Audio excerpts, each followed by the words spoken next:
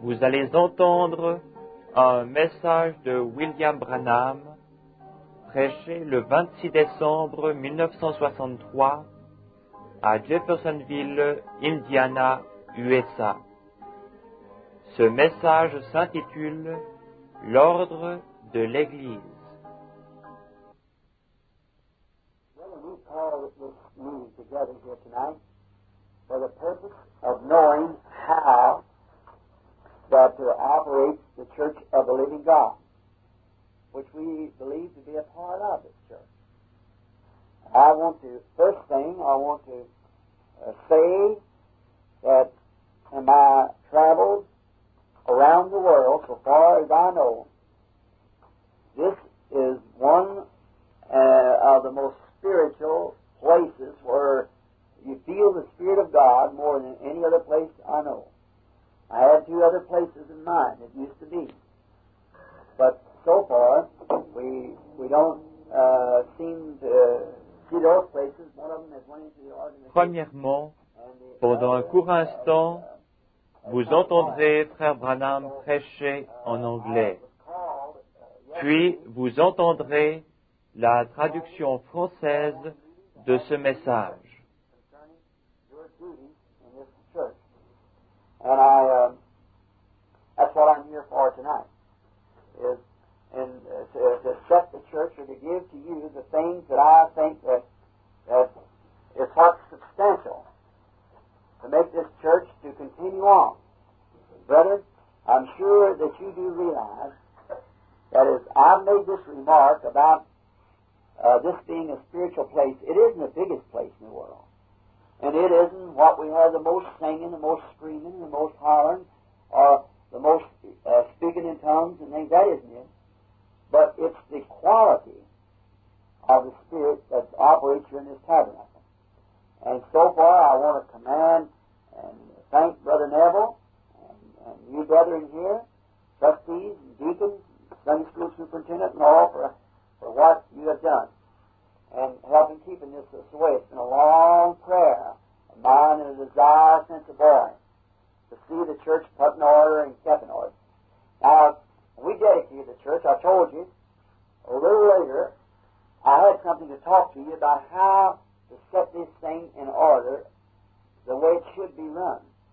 And you started off, after leaving here, we had ministers and so forth, but now Brother Neville, being just young among us, come among us, I thought it'd be better for Brother Neville to get better established in the faith before I presented such things as I'm about to do now. But now, after I find out that he is getting well established in the faith and understands what the doctrine is and has played the part of a faithful witness to Christ and holding for what we believe to be the truth, I think that the hour now would be a good time to approach him and among you elders and things here of the church, that you would take these orders and remember them. They're the best of my knowledge before God. And then I'm looking to you to carry these things out the way that I'm saying it, because somebody has to be a head around here. You have to have, now I'm not trying to assert authority or something like that, but you see, a man or anything with two heads to it, it doesn't know how to go. God never did have two heads to His church. He never did. It's one head. He always dealt in every generation. As we've studied through the Scripture, there's always one individual that He deals with. Because you get two men, you got two opinions. It's got to come to one final absolute. And my absolute is the Word, the Bible. And as a pastor here of the church, my absolute is the Word. And I know you're brothers. You kind of look to me to be your absolute, to what, as long as I follow God, as Paul said in the Scripture, you follow me as I follow Christ. And then I expect you, brethren, at any time that you see me, to get away from this Scripture. Frères, nous vous avons réunis ici ce soir dans le but de savoir comment diriger l'Église du Dieu vivant. Église dont nous croyons faire partie. Premièrement, je voudrais dire qu'à la suite de mes voyages autour du monde, pour autant que je sache, je considère que c'est ici l'un des endroits les plus spirituels où vous sentez l'Esprit de Dieu plus que dans n'importe quel autre lieu que je connaisse. J'avais en tête qu'il y avait 2 autres endroits, mais maintenant, cela ne semble plus ainsi, car l'un d'eux est entré dans les organisations et l'autre est en quelque sorte tombé. On m'a donc appelé hier pour me dire que vous vouliez tous une réunion pour vous permettre de poser des questions concernant votre devoir dans cette Église. Et voilà pourquoi je suis ici ce soir. C'est afin de placer l'Église, ou pour vous donner les choses qui, je crois, sont nécessaires et permettront à cette Église de continuer. Frères, je suis sûr que vous avez réalisé que mon intention, lorsque j'ai fait remarquer que cet endroit était spirituel, n'était pas de dire que c'est la plus grande Église au monde, et que c'est là que nous avons le plus de chants, le plus de cris, le plus de parler en langue, etc. Ce n'est pas cela. Mais c'est en raison de la qualité de l'esprit qui règne ici, dans ce tabernacle. Et j'aimerais louer et remercier frère Neville et vous tous, frères, qui êtes administrateurs, diacres, surveillants de l'école du dimanche, et vous tous, pour ce que vous avez fait jusqu'à maintenant pour aider à le garder ainsi. Cela a été ma prière et mon désir depuis mon adolescence de voir l'Église mise et gardée dans l'ordre. Maintenant, lorsque nous avons consacré l'Église, je vous ai dit que j'aurais quelque chose à vous dire un peu plus tard sur la façon de mettre cette chose en ordre telle que cela devrait être conduit. Et vous avez commencé, après mon départ, nous avons eu des serviteurs de Dieu et ainsi de suite, puis frère Neville est venu parmi nous.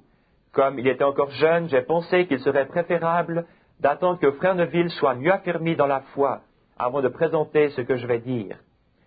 Mais maintenant, voyant combien il avait fait des progrès dans la foi et comprenait ce qu'est la doctrine, jouant le rôle d'un fidèle témoin de Christ, s'en tenant à ce que nous croyons être la vérité, je pense que l'heure est arrivée et le moment propice pour le contacter avec vous qui êtes anciens ou autres ici dans cette Église, afin que vous receviez ces ordres et que vous vous en souveniez. Ils sont au mieux de ma connaissance devant Dieu, et je m'attends à ce que vous les exécutiez de la manière que je vous les donne, parce que quelqu'un doit être la tête ici. Vous devez avoir, je n'essaye pas de prendre autorité sur vous, ce n'est pas cela, mais si vous voyez un homme ou n'importe quoi d'autre avec 2 têtes, il ne sait pas où aller. Dieu n'a jamais eu 2 têtes à son Église, non jamais. Il a une tête, il a toujours traité dans chaque génération, comme nous l'avons étudié dans les Écritures, il y a toujours un individu avec lequel il traite. Car lorsque vous avez 2 hommes, vous avez 2 opinions. Cela doit aboutir à un absolu final. Et mon absolu est la parole, la Bible. Et en tant que pasteur de l'Église ici, mon absolu est la parole. Et je sais, frère, que vous me considérez un peu comme votre absolu, aussi longtemps que je suis Dieu. Comme Paul le disait dans l'Écriture, vous me suivez comme je suis Christ. Et je m'attends à ce que vous, frères, si une fois vous voyez que je m'éloigne des Écritures, vous veniez vers moi en privé et me disiez où j'ai tort. Peu importe que vous soyez l'un des administrateurs ou le concierge, qui que vous soyez, vous avez le devoir envers moi en tant que frère en Christ de me dire quand j'ai tort scripturairement. S'il y a une question, asseyons-nous et tirons cela au clair ensemble. Et je suppose que c'est pour cela que vous êtes venu vers moi ce soir ou que vous m'avez amené ici. C'est parce que vous avez des questions à l'esprit que vous désirez me poser, comme le témoignent les papiers que j'ai ici.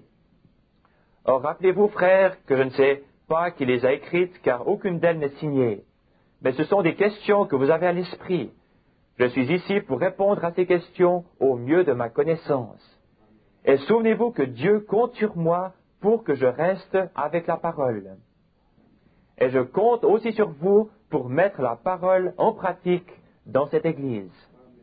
Et gardez-la spirituelle, car souvenez-vous que toutes les forces du royaume enténébré de Satan seront tournées contre vous, alors que vous commencez à grandir dans le Seigneur. Vous devez être des soldats, pas seulement de jeunes recrues. Vous êtes des soldats âgés maintenant, et vous avez été entraînés à vous battre. Satan viendra parmi vous, et vous poussera à vous disputer entre vous, s'il le peut. Repoussez-le immédiatement. Vous êtes frères, et c'est l'ennemi qui fait cela. Nous sommes ici pour garder l'étalon dans ce temps de la lumière du soir, où le monde est assombri, et où tout le royaume de l'Église entre dans le conseil des Églises. Et très bientôt, ils essaieront de clouer un signe à cette porte ici, fermée. Alors nous devrons nous rencontrer à d'autres endroits, car ils fermeront certainement ces églises un de ces jours si nous n'acceptons pas la marque de la bête. Il nous appartient de rester fidèles à Dieu jusqu'à ce que la mort nous libère. Et c'est ce que nous avons l'intention de faire.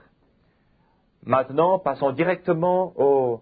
Et si une fois, l'un de ces points devait être mis en doute, j'aimerais demander que cette bande soit passée devant les membres de cette Église, lors de réunions ou réunions de prière, que vous mettiez cette bande et que vous la passiez juste avant la réunion, et puisse l'Assemblée ici comprendre que ces hommes sont liés à Dieu par le devoir et pour avoir prêté serment devant cette Église. Ils sont là pour faire respecter ces principes. Il se peut que vous ne soyez pas d'accord avec eux, mais si je vous laisse diriger, alors c'est moi qui ne serai pas d'accord avec vous. Nous devons avoir une source quelque part, où il doit y avoir un absolu. Et que je sache, je donne cela sous l'inspiration du Saint-Esprit, le laissant lui être mon absolu, ainsi que cette bande soit votre absolu sur ces questions. Maintenant, la première question est, comment l'Église devrait-elle agir lors d'appels pour une aide financière, de la nourriture ou des vêtements? Que devrait faire l'Église? Nous sommes conscients que l'Église est responsable des siens, des membres même de son assemblée. Nous sommes totalement responsables, aussi longtemps que nous avons les moyens d'y subvenir.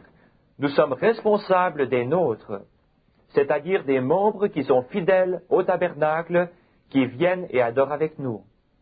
Nous sommes responsables envers nos frères et sœurs qui ont prouvé leur attachement à cette assemblée. Maintenant, nous réalisons qu'il y en a des millions ce soir, sans nourriture, sans vêtements, et nous aimerions faire tout notre possible pour les aider tous. Mais financièrement, nous ne le pouvons pas. Nous ne pouvons pas supporter toute cette charge, mais nous avons l'obligation de le faire envers les nôtres. Et je pense à ce sujet que, ensuite, s'il nous reste quelque chose et que vous vouliez le donner pour aider des gens qui ne sont pas membres de cette Église, cela devrait être réglé par le conseil des diacres. Les diacres sont ceux qui doivent s'occuper de ce problème. Parce que dans la Bible, quand il fut question de nourriture, de vêtements, etc., dans le livre des Actes, ils appelèrent les apôtres et ceux-ci dirent, « Allez vous en occuper vous-même. Choisissez des hommes de qui l'on rende un bon témoignage et qui soient pleins du Saint-Esprit, afin qu'ils puissent s'occuper de ces choses, parce que nous voulons continuer à nous appliquer au ministère de la parole de Dieu et à la prière. Ce n'est pas le devoir du pasteur de s'occuper de la nourriture et de ces choses. C'est censé être fait par les diacres. Ce n'est pas la fonction des administrateurs de faire cela, c'est celle des diacres. Ceci devrait être, souvenez-vous que dans la Bible, ils contribuaient aux besoins des leurs. Un jour, une dispute éclata entre les Grecs et les Juifs parce que l'un recevait un peu plus que l'autre. Il s'agissait de gens qui avaient vendu tous leurs biens et les avaient donnés à l'Église pour la soutenir, et cela devait être réparti entre tous à part égale. Alors une petite dispute arriva. C'est de là que sortirent nos premiers diacres, et c'est là une de leurs fonctions. Je pense que nous devrions prendre soin de nos propres fidèles, et s'il y a des plaintes, elles devraient être adressées au président du conseil des diacres. Puis cela devrait être soumis au conseil des diacres qui verra ce qu'il peut faire à ce sujet. Toutes ces choses relatives aux vêtements, à la nourriture et à une aide financière ou quoi que ce soit devraient être adressées aux diacres. Alors les diacres, une fois qu'ils auront décidé ce qu'ils doivent faire à ce sujet, devront le présenter au trésorier pour savoir s'il est en mesure de payer ce montant ou s'il peut, par exemple, acheter les vêtements nécessaires. Le conseil des diacres devrait se réunir dans ce but. Cela ne concerne ni les administrateurs ni le pasteur. C'est entièrement l'affaire des diacres. Maintenant, passons à la question numéro 2. Est-il suffisant de dire ouvertement de la chair que l'exercice du don des langues et de l'interprétation devrait avoir lieu dans une réunion avant le service? C'est la deuxième question posée sur ce bout de papier, plutôt sur cette petite carte. Eh bien, ceci devrait concerner le pasteur, vous voyez, parce qu'en fait, il est à la tête de la partie spirituelle. Les diacres sont des policiers dans l'Église pour garder l'ordre et s'occuper de ces choses, nourrir les pauvres, etc. Les administrateurs sont responsables des finances et du bâtiment. C'est de cela qu'ils doivent s'occuper. Mais le pasteur a la supervision de la partie spirituelle. Ceci t'incombrait, frère Neville. Or, il y a quelque temps, quand l'ordre de l'Église a été établi, je crois au parler en langue, à l'interprétation et à tous les merveilleux dons spirituels que Dieu a choisi de placer dans l'Église. Mais nous vivons dans un temps semblable au temps biblique. Nous sommes les églises. Maintenant, regardez Paul. Il a fondé l'église d'Éphèse, qui était une église bien établie. Avez-vous remarqué? Nous croyons que Paul, et il l'a dit lui-même, parla en de nombreuses langues. Et nous savons qu'il avait le don des langues, non pas celles qu'il avait apprises, mais celles qui étaient données spirituellement, selon sa déclaration ici dans les Corinthiens.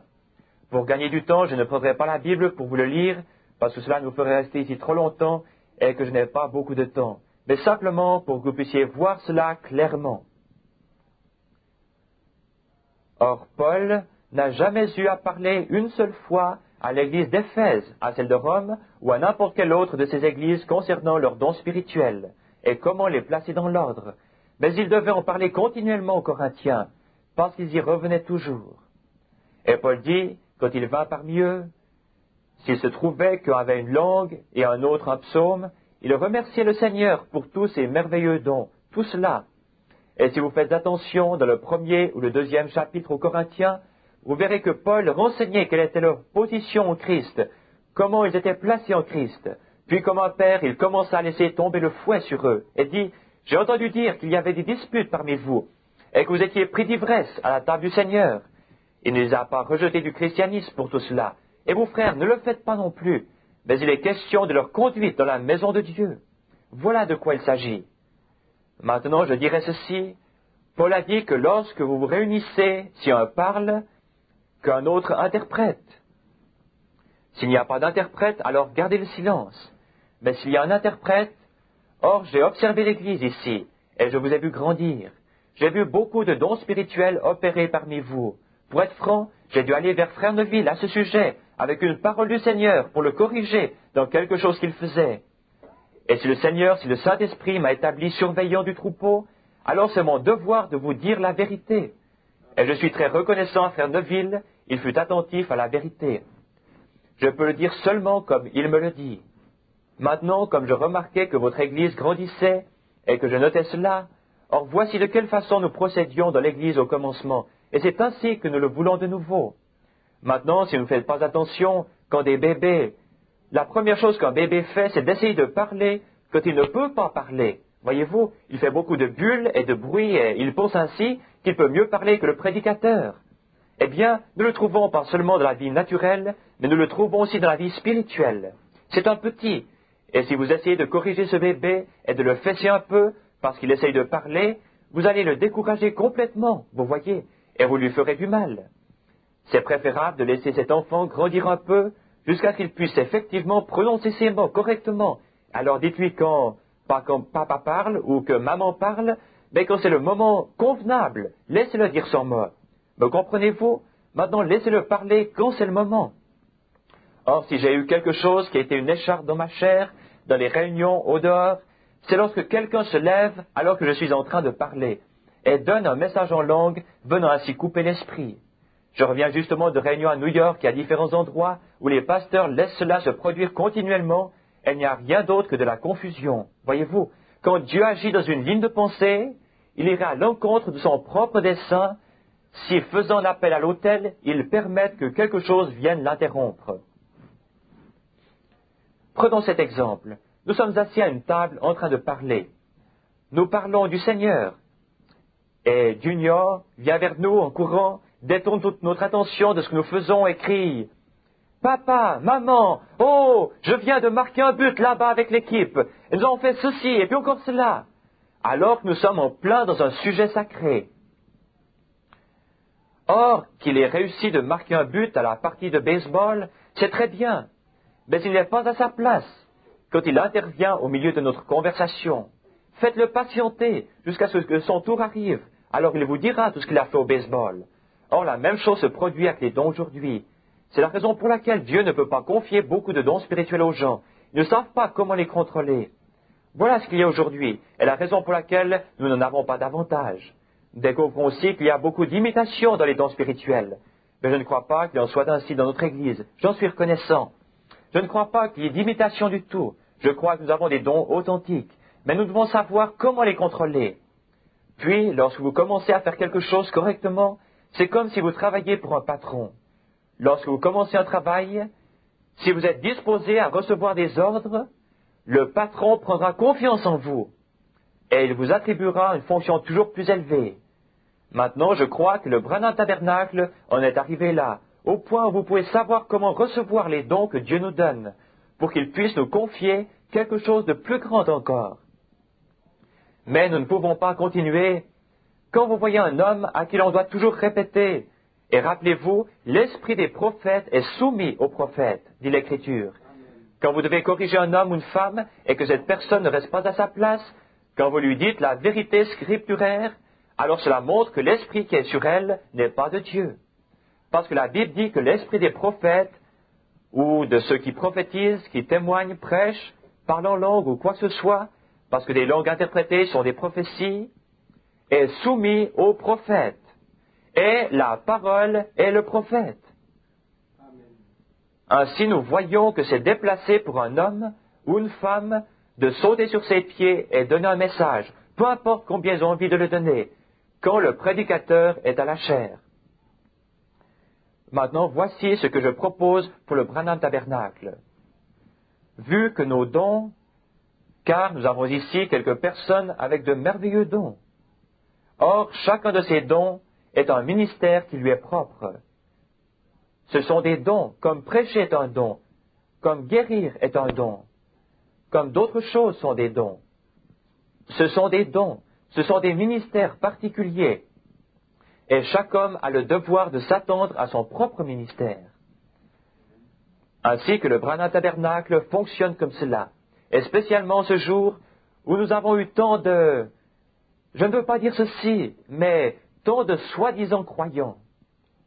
Nous ne voulons pas faire semblant de croire. Aucun homme, aucune personne honnête ne veut être un soi-disant croyant. Si nous ne pouvons pas avoir le vrai, alors n'ayons rien du tout.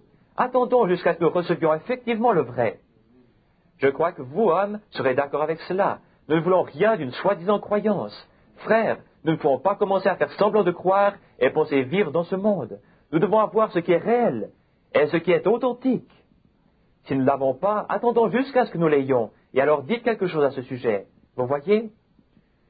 Maintenant, je dirais que tous ces hommes et ces femmes qui parlent en langue prophétisent et donnent des messages, et je crois avec vous, frères, que s'ils sont authentiques.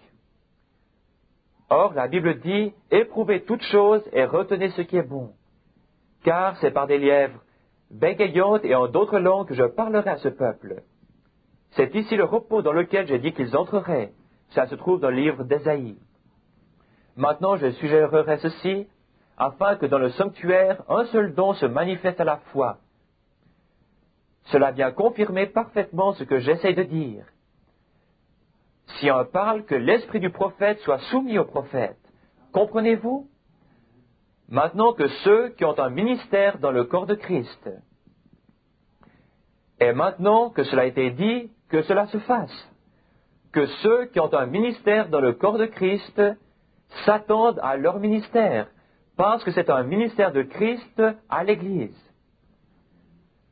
Mais vous ne pouvez pas tous servir en même temps. Il doit y en avoir un à la fois.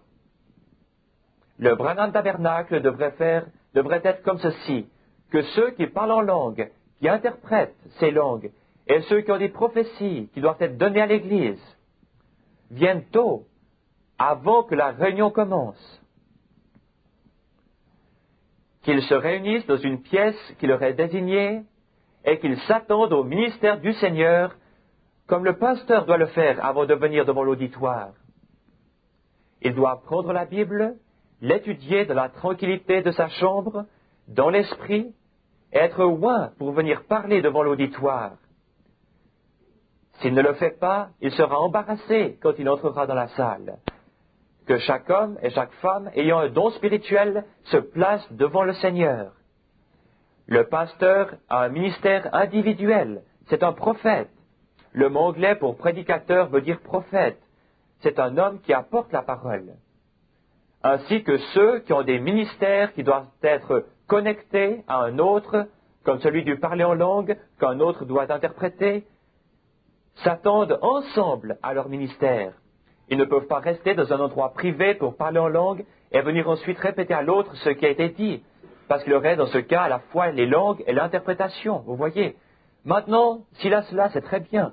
Nous voulons le recevoir ainsi, et nous voulons que l'Église bénéficie de ces dons qui sont dans notre Église. Dieu nous les a envoyés, et nous voulons que notre Église bénéficie de ces dons spirituels. Ainsi que l'homme qui parle en langue, que celui qui interprète et celui qui prophétise se réunissent avant que l'Église ne se rassemble. Qu'ils se rencontrent dans une pièce à part pour s'attendre au ministère du Seigneur à l'Église. Est-ce compris? Alors, par exemple, si frère Neville, non, pardonnez-moi, laissez-moi dire ceci, si frère Collins parle en langue, et que frère Hickerson en donne l'interprétation, alors ils ont un ministère en commun pour l'Église. Or, ce n'est pas le ministère de frère Neville, c'est votre ministère à l'Église. Je donne ceci comme exemple. Alors vous, frères, devriez être aussi intéressés à mettre votre ministère à sa place dans la maison de Dieu que le pasteur est intéressé à le faire pour le sien, parce que c'est tout aussi essentiel pour vous. Mais vous ne pouvez pas le faire en privé dans votre chambre si vous parlez et si vous interprétez. Vous devez vous réunir. Ainsi, réunissez-vous à l'Église dans une pièce à part parce que vous avez un ministère privé. Ce n'est pas un ministère qui s'exerce ouvertement. C'en est un qui doit aider l'Église. Vous voyez, c'est quelque chose pour aider l'Église. Mais cela ne doit pas être exercé dans l'Assemblée elle-même. Cela doit être fait seulement de la façon que je vous indique. Vous voyez? Ainsi, lorsque frère Collins parle et que frère Hickerson en donne l'interprétation, par exemple, qu'il y a quelqu'un qui l'inscrive. Et alors, si cela arrive, or nous savons tous que le Seigneur revient. Nous sommes au courant de cela. Et si frère Neville se levait chaque soir et disait « Voici, le Seigneur revient, voici, le Seigneur revient », ce serait correct, vous voyez. Mais c'est lui qui dit cela, le pasteur à la plateforme, car il a la parole pour cela. Et s'il est un pasteur, un prophète pour l'Église, ou plutôt un pasteur, il doit étudier la parole du Seigneur et vous dire ce qui s'y trouve concernant la venue du Seigneur. Et vous êtes avertis par cela. Un autre ministère pour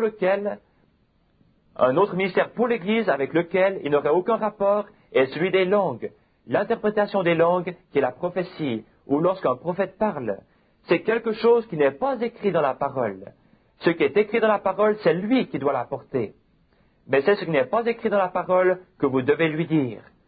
Comme par exemple, dites à frère Wheeler qu'il n'aille pas demain à sa sablière, car ainsi dit le Seigneur, il y aura un camion qui se retournera ou quelque chose comme cela. Et cela doit arriver. Vous l'avez prononcé et l'a interprété. Mettez-le sur la plateforme après que vous ayez rempli votre ministère. L'autre soir, après que qu'on ait commencé à chanter, alors si votre ministère s'est manifesté, avancez-vous avec les prophéties qui ont été données. Je ne crois pas que nous ayons des problèmes, mais si vous en avez, notez ceci. Quand ces personnes se réunissent, que ceux qui ont de la sagesse viennent premièrement, car voyez-vous, si on parle en langue et on donne l'interprétation, Selon les Écritures, cela ne peut pas être reçu à moins que ce soit attesté par 2 ou 3 personnes. 2 ou 3 témoins, vous voyez, doivent attester qu'ils croient que c'est la parole du Seigneur. Parce que quelquefois, dans ces ministères mineurs, comme dans n'importe quel autre ministère, vous trouvez des esprits qui sont mauvais. Vous voyez, ils y viendront. Et nous ne voulons pas cela. Non, nous voulons que ces ministères soient prêts à être exposés, s'ils doivent être exposés, parce que tout ce qui vient de Dieu peut l'être.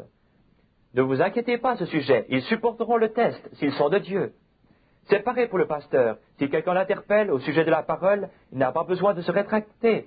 Il sait exactement de quoi il parle. Venez ici, vous voyez. Et c'est la même chose avec ces autres ministères. Cela doit être semblable. Maintenant, si un parle en langue et donne un message, or, il y a des gens qui parlent en langue, et ainsi ils s'édifient eux-mêmes, dit la Bible. Ils passent simplement un bon moment. En parlant en langue, ils sentent effectivement, ils parlent effectivement en langue. Ils parlent vraiment en langue. Et c'est l'Esprit qui le fait. Mais ils sont assis là, dans l'auditoire, s'édifiant eux-mêmes, en parlant en langue, alors cela n'est pas profitable à l'Église. L'homme ou la femme s'édifie lui-même, vous voyez. Le parler en langue, en tant que don de Dieu pour l'édification, comme Paul le dit dans l'Écriture, doit édifier l'Église. Ainsi, cela doit être un message direct de Dieu à l'Église, en dehors de ce qui est écrit ici dans la Bible. Vous voyez, c'est quelque chose que, si vous me demandiez, Frère Branham, comment dois-je être baptisé? Je peux vous le dire très rapidement. Vous n'avez pas besoin de parler en langue et de me le dire. C'est écrit ici même, dans la Bible, ce qu'il faut faire à ce sujet. Voyez-vous, vous n'avez pas à poser de questions là-dessus, ni besoin que quelqu'un parle en langue et vous le dise. Voyez-vous, car c'est déjà écrit. Mais si vous dites, Frère Branham, que dois-je faire? J'ai ici une décision à prendre. Dois-je choisir cette église, ou faut-il aller dans une autre église? Ou quelque chose comme cela? Ou devrais-je faire ceci? Alors cela devrait venir de Dieu. Vous voyez, Dieu devrait nous dire cela. Mais cela devrait venir au travers d'un autre ministère, parce que la parole ne dit pas que Harmonneville quitte le Branham Tabernacle et aille au Fort Wayne Gospel Tabernacle. Voyez-vous, il n'est pas dit cela ici dans la parole. Voilà à quoi servent ces dons. Par exemple, si une personne venait ici et qu'elle dise « Vous croyez à la guérison divine ?» Nous prêchons cela, nous y croyons. Nous croyons dans l'onction d'huile. Mais voici un homme qui dit qu'il ne peut pas s'en tirer. Qu'y a-t-il? Alors ça demande que Dieu, par les langues, l'interprétation, par la prophétie, ou d'une autre manière, aille dans la vie de cet homme et mette en évidence la chose qu'il a faite, et qu'il lui dise. C'est un ministère qui n'appartient pas au pasteur, cela appartient au ministère de ses dons, mais ceux-ci ne doivent pas être exercés là, dans l'auditoire, vous voyez. Or Paul n'a pas eu à parler une seule fois à ces églises d'Éphèse, de Rome, ou à aucune autre église concernant cela. Elles étaient dans l'ordre. Il n'y avait que l'église de Corinthe. Elle ne pouvait jamais. Paul croyait au parler en langue. Il avait le parler en langue dans l'église d'Éphèse comme il l'avait dans l'église de Corinthe. Vous voyez, mais aux Éphésiens, il pouvait parler de choses plus grandes que le simple fait de parler en langue et d'interpréter ces langues. Donc, si quelqu'un écrit le message donné en langue ou par la prophétie, qu'il le pose sur la plateforme, ensuite il doit être lu par le pasteur avant que la réunion commence, comme le ainsi dit le Seigneur de ces personnes qui ont parlé et interprété. Et si cela arrive exactement comme le disait l'interprétation, nous lèverons les mains et rendrons grâce à Dieu pour son esprit au milieu de nous. Si cela n'arrive pas, alors ne faites plus cela jusqu'à ce que ce mauvais esprit soit sorti de vous. Dieu ne ment pas, il est toujours vrai. Ainsi vous voyez, vous êtes assez grand maintenant pour agir comme des hommes, et non plus comme des enfants. Il doit y avoir un sens à ce que vous faites. Que l'Église maintenant, comme elle se met en ordre, en vienne à cet ordre-là. Si un prophétise, si quelqu'un qui n'est pas instruit vient parmi vous et que vous parlez en langue, vous serez un barbare pour lui. Il ne sait pas de quoi il parle, de quoi vous parlez, vous voyez. Et à vrai dire, en ce jour où il y a eu tant de confusion à ce sujet, cela devient une pierre d'achoppement. Mais si quelqu'un parle en langue et qu'un autre interprète et donne le message, que ce qui doit arriver soit lui-ci à l'estrade, puis laissez-le arriver et voyez ce qui en est. Dites-leur que demain ou la semaine prochaine, à telle heure par exemple, une certaine chose arrivera. Alors l'incroyant qui est assis là entend la chose prédite avant qu'elle n'arrive. Alors vous saurez quelle sorte d'esprit est parmi vous. Ce sera l'Esprit de Dieu. C'est ce que Paul a dit. Alors si l'un prophétise et révèle les choses secrètes, toute l'assemblée ne tombera-t-elle pas, ou plutôt l'incroyant, ne tombera-t-il pas sur sa face en disant « Dieu est au milieu de vous » Vous voyez, parce que cela ne peut pas arriver autrement. Mais maintenant, nous ne voulons pas, lorsque nous étions enfants, Paul dit aux Corinthiens, j'agissais comme un enfant. Je parlais comme un enfant. Il avait l'intelligence d'un enfant. Mais lorsque je suis devenu adulte, j'ai fait disparaître ce qui était de l'enfant. Maintenant, je le dis à vous tous, vous voyez, il y a quelques années, vous étiez avec ces dons, vous étiez des enfants avec ces dons, vous amusant de ci, de là. Mais vous êtes passés par une longue école maintenant. C'est le moment d'être des hommes. Ne les utilisez pas simplement pour vous amuser. Ces dons sont sacrés, ils sont de Dieu. Et vous ne pouvez jouer avec eux. Laissez simplement Dieu les employer. C'est ce que votre ministère doit être. Et c'est la manière de mettre le Branham Tabernacle en service. Et si une fois ceci est mis en doute, que cette bande serve de témoin, montrant que c'est ainsi que ça doit se faire au Branham Tabernacle. S'il y a un étranger qui vient, car vous en avez tout le temps, étant donné que c'est ici un tabernacle interdénominationnel, certaines de ces personnes qui viennent ne sont pas très bien instruites à ce sujet. Ils n'ont pas reçu cet enseignement. Ils ne savent rien d'autre. Et leur pasteur les laissera sauter sur leurs pieds et interrompre son message, briser l'appel à l'autel, parler en langue et faire toutes ces choses. Vous êtes mieux formés que cela, vous voyez. Et s'il est indiscipliné, alors c'est au diacre d'aller vers lui, après le service, que votre pasteur n'ait pas à le faire, à moins qu'il n'y ait pas de diacre présent. Mais un diacre est supposé avoir l'œil à cela. Vous voyez. Maintenant, après le service, si une personne se lève et donne un message et que le pasteur veut s'arrêter une minute avant de continuer, c'est très bien. Vous voyez, cela regarde le pasteur. Mais alors immédiatement, avant que cette personne ne sorte de l'édifice, que le diacre la prenne à part et lui parle à ce sujet. Et s'il met cela en doute, amenez-les à cette bande magnétique et dites, voici ce que l'évêque ou le surveillant de l'Église. Ce qui est un évêque, voyez-vous, comme n'importe quel surveillant, c'est ainsi qu'on les nomme dans la Bible. Un évêque, vous voyez, c'est le surveillant général de l'Église. Dites donc, ce sont les ordres, la manière dont procède notre Église.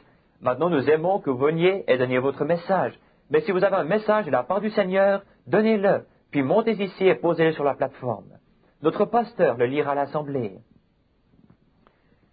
C'est un message pour cette assemblée, mais cela ne doit pas être simplement une répétition des Écritures et des choses comme cela. Cela doit être un message direct pour les gens, annonçant quelque chose qui va arriver ou quelque chose qu'ils devraient faire. Est-ce compris? Très bien. Maintenant, y a-t-il une meilleure façon de garder l'ordre dans l'Église que de devoir, pour les diacres, rappeler continuellement les gens à l'ordre? Non, je viens d'expliquer cela. C'est la question numéro 3. Au diacre, votre devoir est de garder l'ordre dans l'Église, avec gentillesse et amabilité. Et vous êtes supposé, si quelqu'un commet du désordre dans l'Église, entre ici, ivre, ou soit comme celui qui est entré à tirer sur ce pasteur qui se trouvait sur l'estrade là-bas l'autre soir, vous avez entendu parler de cela, de cet homme ivre qui est entré avec un fusil à 2 canons en hurlant après sa femme, la blessa et monta vers le pasteur. Le pasteur lui montra sa femme assise là, mais comme il allait la tuer en plein dans l'église, le pasteur commença à lui parler, et au lieu que l'homme armé se retourna et tira sur le pasteur à la chair. Puis il tira sur sa femme et finit par retourner l'arme contre lui. Or, s'il y avait eu là une bande de diacres, lorsque cet homme franchit la porte avec son fusil, il aurait encerclé de leurs bras et aurait arraché le fusil de ses mains. Vous voyez, les diacres doivent être disciplinés. Et maintenant, voyant la manière dont les choses arrivent, vous pouvez vous attendre à n'importe quoi. Mais rappelez-vous, les diacres sont les policiers de Dieu dans sa maison. Peu importe ce que les autres en pensent. Parfois, le policier doit aller arrêter quelqu'un, peut-être un de ses amis. Mais vu qu'il est assermenté, il doit le faire de toute façon. C'est son devoir vis-à-vis de sa ville. Voyez-vous, c'est le devoir du diacre vis-à-vis de l'Église. Si quelqu'un se lève brusquement et commence à interrompre le pasteur dans son message, ou quelque chose comme cela, les diacres sont censés aller vers cette personne, 2 ou 3 d'entre eux, et lui dire « Pourrions-nous vous parler, frère ?» Vous voyez, de l'Église, amenez-le là, dans le bureau, ou dans quelque autre pièce, et parlez-lui à ce sujet. Dites « Vous ne devez pas interrompre. » Vous savez que vis-à-vis de la loi, celui qui interrompt un service est de toute façon passible d'une forte amende. Vous voyez? Mais si des personnes comme des délinquants ou quelque chose comme cela viennent parmi vous, ou quelques fanatiques religieux, et qu'ils commencent à se conduire mal, alors les diacres, et si les diacres ne sont pas capables de dominer la situation, alors le conseil le conseil d'administration ou n'importe qui dans l'Église peut se lever et venir aider cette personne. Vous voyez? Et maintenant, laissez-moi encore répéter la question. Y a-t-il une meilleure façon de garder l'ordre dans l'Église que de devoir, pour les diacres, rappeler les gens à l'occasion? Maintenant, je pense que le pasteur, de temps en temps, devrait passer cette bande. Que cela serve de témoignage. Les diacres sont des policiers, et leur parole fait loi. Vous voyez, ils ont l'autorité de l'Église et même celle que confèrent les lois du pays, de faire de cette maison de Dieu un endroit correct. Et quiconque s'oppose à un diacre est passible de 2 voire 10 ans de prison fédérale. Si par exemple vous leur dites de sortir et qu'ils ne le font pas, quelqu'un ayant une conduite désordonnée ne sait simplement pas ce qu'il fait. Il se rend passible de toutes sortes de sanctions, n'importe quoi. Et alors, s'il arrivait, par exemple, que quelqu'un se lève brusquement et qu'il ait une conduite désordonnée en parlant peut-être simplement en langue, je ne réagirais pas de cette façon-là. Vous voyez, laissez cela aller si c'est un étranger. Bien sûr, laissez-le faire. Mais si ce sont nos propres fidèles, alors que le soir suivant, vous, diacres, preniez simplement cette bande et disiez, maintenant nous allons passer l'ordre de l'Église avant de commencer le service. Je veux que tout le monde le comprenne. Vous, pasteurs, et vous tous, pouvez œuvrer ensemble comme cela. Maintenant, Frère Branham, qu'en est-il de l'école du dimanche? Frère Branham, qu'en est-il de l'école du dimanche? Bien. Devrait-elle avoir lieu avant le service de prédication?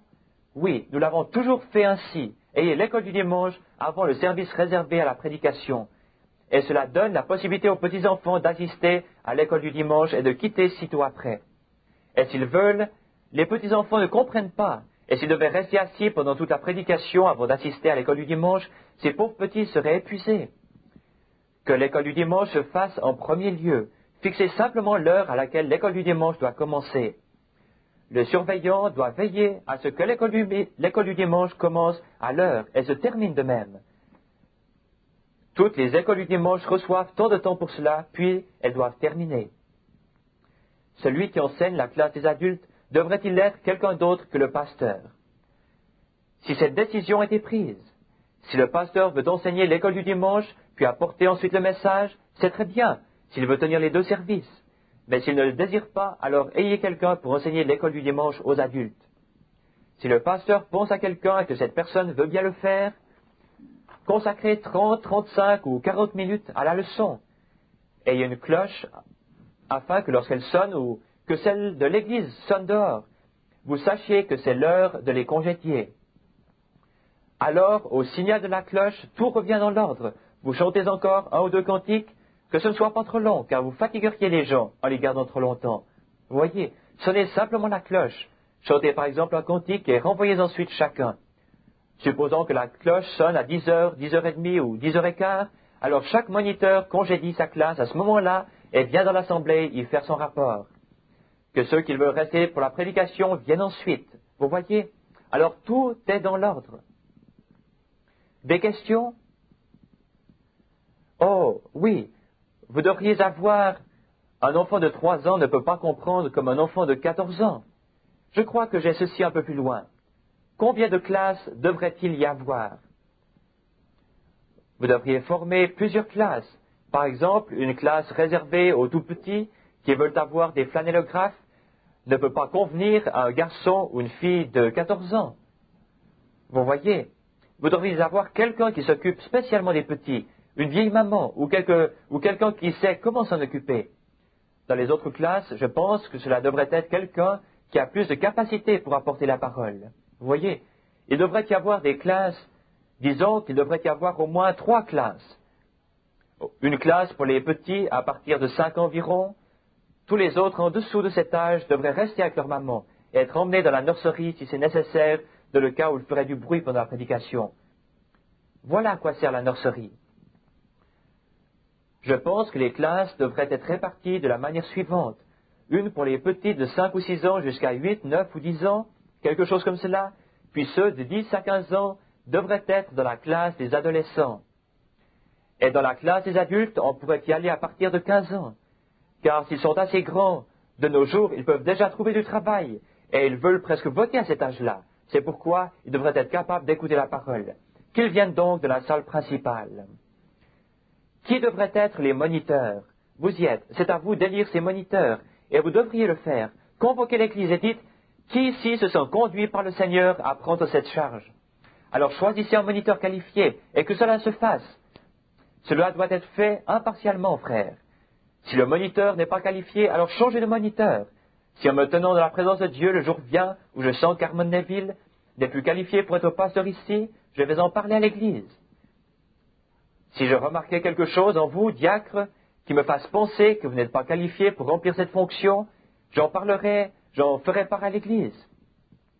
Ainsi, si je découvrais qu'un certain diacre ici fait quelque chose qu'il ne doit pas, qui ne remplisse pas son poste convenablement, etc., que ce soit le cas d'un administrateur, de qui que ce soit, il n'est pas de mon ressort de le faire entrer ou sortir. C'est l'affaire de l'Église. Mais je présenterai assurément le cas devant l'Église, vous voyez, parce que c'est ce qui est à faire. C'est ce que je suis censé faire en tant que surveillant. Je suis supposé regarder et voir ce qui se passe. Car nous allons au ciel, et non pas à un rallye quelque part, quelque chose ainsi, ou à une partie de baseball, dans le but d'avoir beaucoup de plaisir. Nous avons ici dans nos mains la chose la plus extraordinaire, pleine de grâce, qui existe sur la terre, la parole de Dieu. Cela doit être suivi dans un ordre divin. Qui devraient être les moniteurs? C'est à vous de les sélectionner. Mais pour les petits-enfants, je prendrai une vieille maman capable d'assumer cette tâche. Quant aux adolescents, je choisirai un maître qui est strict, et non pas un qui voudrait simplement aller quelque part retirer des saucisses. Ce sera en ordre, si vous vouliez retirer une saucisse, mais prenez toutes ces choses et confrontez-les avec la parole. Que ce soit quelqu'un capable de présenter la parole, et cela sera, cette Église soutient non pas des saucisses rôties, c'est bien, et des pique-niques où vous allez ensemble pour fraterniser, c'est bien. C'est ce que vous devriez faire pour divertir les enfants. Mais dans cet endroit ici, c'est la parole de Dieu. Les saucisses rôties, c'est quand vous retrouvez quelque chose comme cela, mais pas dans la maison de Dieu. Et nous savons évidemment, nous ne croyons pas qu'il soit juste de faire toutes ces bêtises, ces réceptions et toutes ces choses qui se font ici autour. Vous savez mieux faire que cela. Qui devrait être à la tête de l'école du dimanche pour la garder dans l'ordre? Le surveillant de l'école du dimanche, voilà son travail. Il est censé n'avoir rien à faire avec les diacres, administrateurs, pasteurs ou n'importe qui d'autre. Il a sa propre fonction. Qui est le directeur de votre école du dimanche? Je ne le sais pas. Mais ce surveillant devrait voir si chaque classe est dans l'ordre et si chaque moniteur est présent et prévoir un remplaçant pour le cas où l'un d'eux ne serait pas là. Alors juste avant, pendant la leçon, il passera et récoltera l'offrande, c'est-à-dire la collecte de l'école du dimanche, ainsi que le rapport des présences et des Bibles mises à disposition de la classe, etc. Il en fera rapport. Puis, lorsque l'école du dimanche est terminée, il doit venir devant l'auditoire juste avant la prédication, quand on lui fera signe, et présenter son rapport sur lequel est indiqué le nombre des moniteurs présents et de personnes qui étaient présents, soit l'effectif de l'école du dimanche ce jour-là, et le montant total de l'offrande, etc., comme cela. Les diacres, les administrateurs ou le pasteur ne devraient pas avoir à faire cela. Ils n'ont rien à faire là-dedans. C'est le travail du surveillant de l'école du dimanche. Et alors, s'il voit que l'école du dimanche a besoin de quelque chose, il doit le soumettre au conseil d'administration. Les administrateurs vont tout d'abord se réunir, puis si le trésorier leur dit qu'il y a suffisamment de fonds, ils vont pouvoir l'acheter. Si vous voulez de la littérature, par exemple, ou des Bibles, ou que vous vouliez offrir une Bible à celui qui peut trouver le plus de mots et citer le plus de passages de l'Écriture, ou que vous vouliez distribuer des prix achetés par l'intermédiaire de l'Église, alors que ce soit présenté aux diacres, puis que ceux-ci se renseignent pour savoir s'il y a suffisamment dans la caisse. Je pense avoir répondu à ces 5 questions. Maintenant, passons à la prochaine.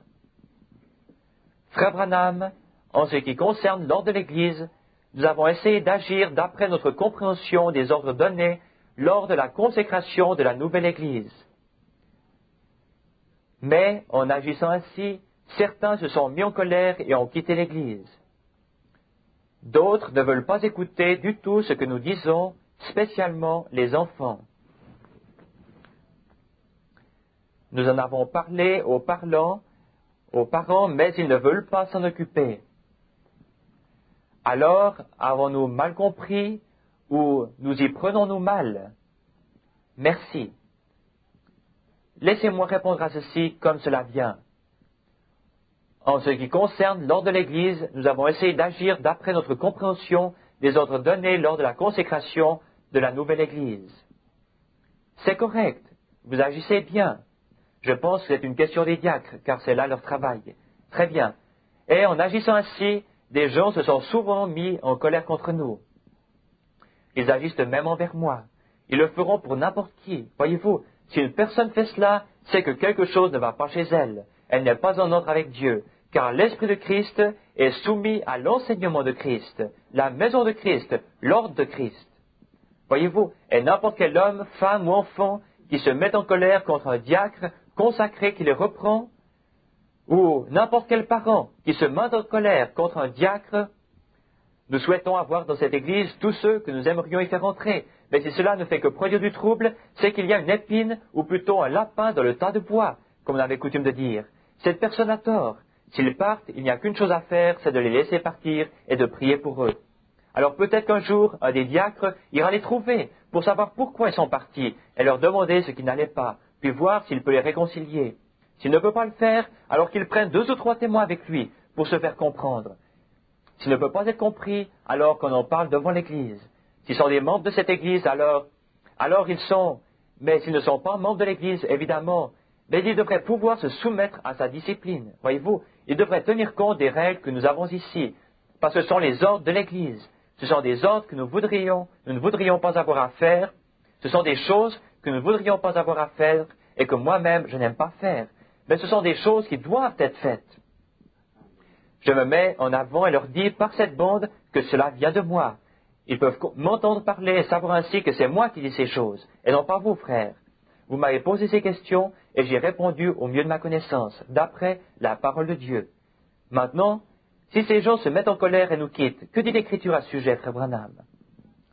Ils sont sortis du milieu de nous parce qu'ils n'étaient pas des nôtres. C'est réglé. C'est ce qu'ils ont fait. Ils ont quitté l'Église. Bon.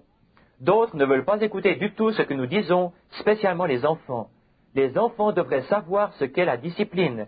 Ils devraient l'apprendre à la maison. Même mes propres enfants, s'ils viennent ici en tout temps et qu'ils se conduisent mal, je ne veux pas que vous soyez indulgents à leur égard, que ce soit envers Rebecca, Joseph, Billy ou n'importe qui, mais dites-le moi, je m'en occuperai. S'ils ne peuvent pas se comporter convenablement, alors qu'ils restent en dehors de l'Église jusqu'à ce qu'ils apprennent à bien se comporter. Ici, ce n'est pas une arène, c'est la maison de Dieu. Ce n'est pas un endroit pour jouer, patiner, écrire des billets, rire ou plaisanter. C'est la maison de Dieu. Tout devrait se passer pieusement. Vous venez ici pour adorer, même pas pour vous rencontrer. Ce n'est pas un terrain de pique-nique. Ce n'est pas un endroit pour se rendre visite. C'est le lieu de visitation du Saint-Esprit. Écoutez ce qu'il a à dire, et non les gens. Nous ne venons pas ici pour fraterniser l'un avec l'autre, nous venons ici pour fraterniser avec Christ. C'est une maison d'adoration, et les enfants doivent être disciplinés. S'ils ont des parents là, qu'on le leur dise. Et si les parents de ces enfants ne veulent pas écouter ce que disent les diacres, alors ces parents eux-mêmes devraient être corrigés. Nous en avons parlé aux parents, mais ils ne veulent pas s'en occuper. S'ils sont membres de cette Église, alors vous devriez prendre 2 ou 3 frères avec vous et faire venir ces parents privés dans un des bureaux. Peu m'importe qui c'est, même si c'est moi, que ce soit frère Neville, Billy Paul et son petit garçon, frère Collins et l'un de ses enfants, n'importe lequel d'entre vous. Nous nous aimons les uns les autres, mais notre devoir nous lie à Dieu et à sa parole. Si c'est Doc, peu importe qui c'est, nous devons nous appeler à l'écart réciproquement, être honnêtes entre nous. Comment Dieu peut-il traiter avec nous si nous ne sommes pas honnêtes l'un vers l'autre? Comment le serions-nous avec lui? Vous voyez, c'est un ordre. Nous devons garder la maison de Dieu ainsi, et les diacres devraient savoir comment faire cela. Voyez-vous? Et c'est pourquoi je vous dis maintenant de veiller à ces choses. Si vous en parlez aux parents et qu'ils ne veulent pas écouter, alors prenez un autre diacre, un des administrateurs ou quelques bonnes personnes de cette église et prenez votre conseil de diacre, tous les diacres ensemble. Par exemple, frère Jones, frère Higgerson, frère Jackson ou qui que ce soit. Si les enfants se conduisent mal, nous leur avons signalé ces enfants 2 ou 3 fois, ils ne veulent pas écouter, alors appelez frère Jones à part ou frère tel et tel et dites, frère Jones, nous vous avons fait venir ici pour vous parler. Nous vous aimons et vous êtes une partie de nous. Vous êtes l'un des nôtres. laissez-moi vous passer cette certaine bande et écoutez ce que Frère Branham a dit à ce sujet. Vous voyez? Maintenant, nous vous avons demandé de faire en sorte que ces enfants se conduisent bien. Vous voyez? Ils ne veulent pas se conduire convenablement et que vous ne pouvez pas faire de façon qu'ils se tiennent comme il faut à l'église. Confiez-les à quelqu'un pendant que vous venez à l'église, jusqu'à ce qu'ils apprennent à bien se comporter de la maison de Dieu. Voyez, c'est un ordre. Elle doit être respectée. Voyez-vous? Maintenant, la question continue. Avons-nous mal compris? Non, vous n'avez pas mal compris. C'est correct. Je le répète. Pour ce qui est des ordres reçus à l'armée, on ne vous demande pas, voulez-vous aller faire une certaine chose? Si vous êtes à l'armée, vous êtes obligé de le faire. Voyez-vous? Et c'est ainsi, je suis obligé de prêcher l'Évangile. Je suis obligé de prendre position pour ceci, sans me préoccuper de ce que pensent les autres et mes propres frères. Je suis obligé de faire ceci. Je dois blesser des sentiments et mettre les hommes en pièces. Mais si bien sûr, nous ne voulons pas devenir comme Oswald de l'affaire Kennedy, voyez-vous. Si vous ne pouvez pas être en désaccord avec un homme, ensuite lui serrer la main et garder néanmoins les mêmes sentiments vis-à-vis de lui, c'est alors que quelque chose ne va pas chez vous. Si je ne peux pas être en désaccord profond avec un homme, lui être diamétralement opposé et néanmoins penser autant de lui que Christ le ferait, alors c'est qu'il y a quelque chose qui ne va pas dans mon esprit. Je n'ai pas l'esprit de Christ. Voyez-vous, s'il dit, eh bien, frère Branham, je trouve que votre enseignement est dur. Très bien, frère, retrouvons-nous pour discuter, vous et moi. Nous ferons cela. Nous irons seuls dans la pièce d'à côté. Nous allons discuter ensemble. Et le voilà qui me met en pièce. Et je dois lui répondre certaines choses. Si dans mon cœur je ne peux pas avoir les mêmes sentiments à son égard, et me dire qu'il est toujours mon frère, bien que j'essaye, je n'arriverai jamais à l'aider. Il n'y a pas moyen pour moi de l'aider. Si je ne l'aime pas, alors à quoi bon aller là-bas? Mais je devrais plutôt lui dire premièrement, frère, je ne vous aime pas. Laissez-moi faire sortir tout de suite ceci de mon cœur avant d'entrer, parce que je ne peux pas vous aider avant de vous aimer.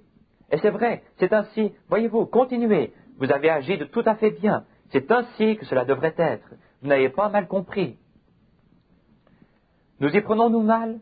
Non, c'est la bonne manière de conduire cela.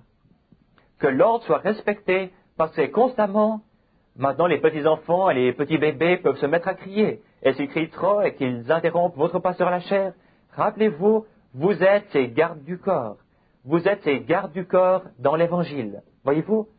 Et si cela interrompt le message du Seigneur, vous qui êtes les diacres, que devez-vous faire? Comme l'homme qui parle en langue. Il est lié à son devoir. Et un homme qui prêche est lié par le devoir à la parole. Il est lié par le devoir à ces choses. Chacun de vous est lié par le devoir à une fonction. Et c'est justement ce que nous devons faire ici. Maintenant, nous ne voulons pas prolonger. Je sais que j'ai un rendez-vous dans quelques minutes. Aussi, je veux essayer de me dépêcher autant que possible. Frère Branham, il y a 3 ou plutôt 2 questions ici sur cette carte. Quelle devrait être la marche à suivre lorsqu'on désire prélever des offrandes dans l'Église pour quelqu'un? Comment cela devrait-il se faire? Je pense que prélever des offrandes dans l'Église pour quelqu'un ne devrait pas être fait à moins que ce soit pour votre pasteur.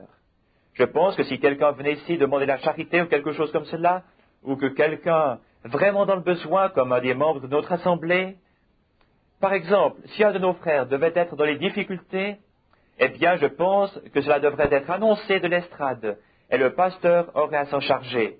Je pense que c'est son devoir de faire cela. Si un frère a besoin de quelque chose, qu'il le soumette à l'Église, si on veut le prélever de cette façon. Mais si c'est quelqu'un dans le besoin et que vous ne vouliez pas prélever l'offrande, alors que le conseil se réunisse pour décider de la somme à sortir de la caisse pour cette personne. Et si le niveau de la caisse devait être bas à ce moment-là, et qu'ainsi n'ait pas les moyens de le faire, alors une offrande devrait être prélevée, qu'on en discute avec le conseil, puis qu'on donne des ordres au pasteur et que celui-ci fasse un appel pour une offrande volontaire. Dites, notre frère Jones a eu un terrible accident, sa maison a brûlé, et ce soir, en tant que chrétiens, nous allons nous unir et nous engager personnellement à faire notre possible pour aider frère Jones à retrouver sa maison. Voyez-vous, ou quoi que ce soit. Vous voyez, nous ferions cela, que cela soit annoncé de la plateforme. C'est ainsi qu'il faut agir. Que le montant pour lequel chacun s'est engagé soit versé au trésorier de l'Église et que celui-ci donne un reçu à la personne, pour le cas où on puisse se défalquer des impôts. Je ne sais pas. Je pense que cela doit être possible pour quelque chose ainsi. Mais maintenant, s'il s'agit par exemple d'un étranger et que celui-ci entre et dise « Voilà ce qui en est, je suis de passage et un de mes pneus a éclaté. Il me faudra un nouveau pneu. » Ce soir, voulez-vous prélever une offrande pour me permettre d'en acheter un? On ne pourrait pas le faire. Non, on ne devrait pas le faire. S'il apparaît que c'est une chose valable venant de quelqu'un que vous connaissez, le conseil pourrait se réunir et convenir d'une certaine somme d'argent à sortir de la caisse pour acheter un pneu à cet homme, ou quoi que ce soit. Ou alors, si les fonds de l'Église sont faibles et que le conseil a décidé que le pasteur ne devrait rien avoir à faire dans ceci, les diacres sont censés s'en occuper, vous voyez, ou le conseil. Ainsi, s'il a décidé que c'était en ordre, alors faites-le savoir au pasteur et celui-ci pourra prélever l'offrande. Mais remarquez, si c'est un étranger et que ce soit urgent, qu'il ait besoin d'un peu d'argent et que vous pensiez que c'est pour une bonne cause, maintenant, c'est mon opinion. Si c'est vraiment pour une bonne cause et que vous en êtes sûr, eh bien, premièrement, si vous alliez chez moi et que vous regardiez dans mes registres, vous verriez le nombre de personnes qui ont passé en disant « Je suis le révérend tel et tel, de telle et telle église. J'ai eu des problèmes sur la route et j'ai besoin d'un jeu de pneus. » S'il se trouvait que je revenais justement d'une réunion où j'avais reçu une offrande ou quelque chose comme cela, je la lui donnais afin qu'il aille s'acheter un jeu de pneus. Mais plus tard, quand je consultais l'annuaire, je découvrais souvent qu'il n'existait pas de pasteur de ce nom, ayant vécu à cet endroit. C'est ainsi qu'au cours de ces années, j'ai donné 10 ou 20 000 dollars, comme cela. C'est mentionné dans mes livres. Je n'ai jamais rien su d'eux ni où ils étaient. Je devais apprendre plus tard que d'autres pasteurs disaient « Oh, il m'a soutiré tel et tel montant. » L'Église n'est responsable que des siens, c'est vrai. Ils sont responsables des leurs. Mais si cela semble être une bonne cause, alors vous, les administrateurs, direz peut-être « Attendez un instant, cet homme le voilà dans sa voiture là-bas. Quelque chose lui est arrivé. Il ne fait pas partie de notre assemblée, vous voyez. Mais c'est... Ainsi, s'il veut faire quelque chose de spécial, d'une façon ou d'une autre, pour une personne du dehors, maintenant, il n'est pas question d'un des nôtres, voyez-vous. Cela ne concerne pas nos propres fidèles. Les besoins de ceux-ci seront prélevés directement au sein de l'assemblée, parmi leurs frères. Ici, vous voyez. Mais si quelqu'un à l'extérieur dit qu'il a faim et que vous vouliez retirer quelque chose de votre poche et le lui donner, cela vous regarde. Mais je parle maintenant du point de vue de l'Église. Alors, si on demande aux membres de l'Église de donner, maintenant, bien sûr, si vous avez un évangéliste de passage qui prêche ici, alors prélevez quelque chose. Si c'est entendu avant qu'il vienne, que vous lui donnerez une offrande ou un salaire, ce qu'il a décidé.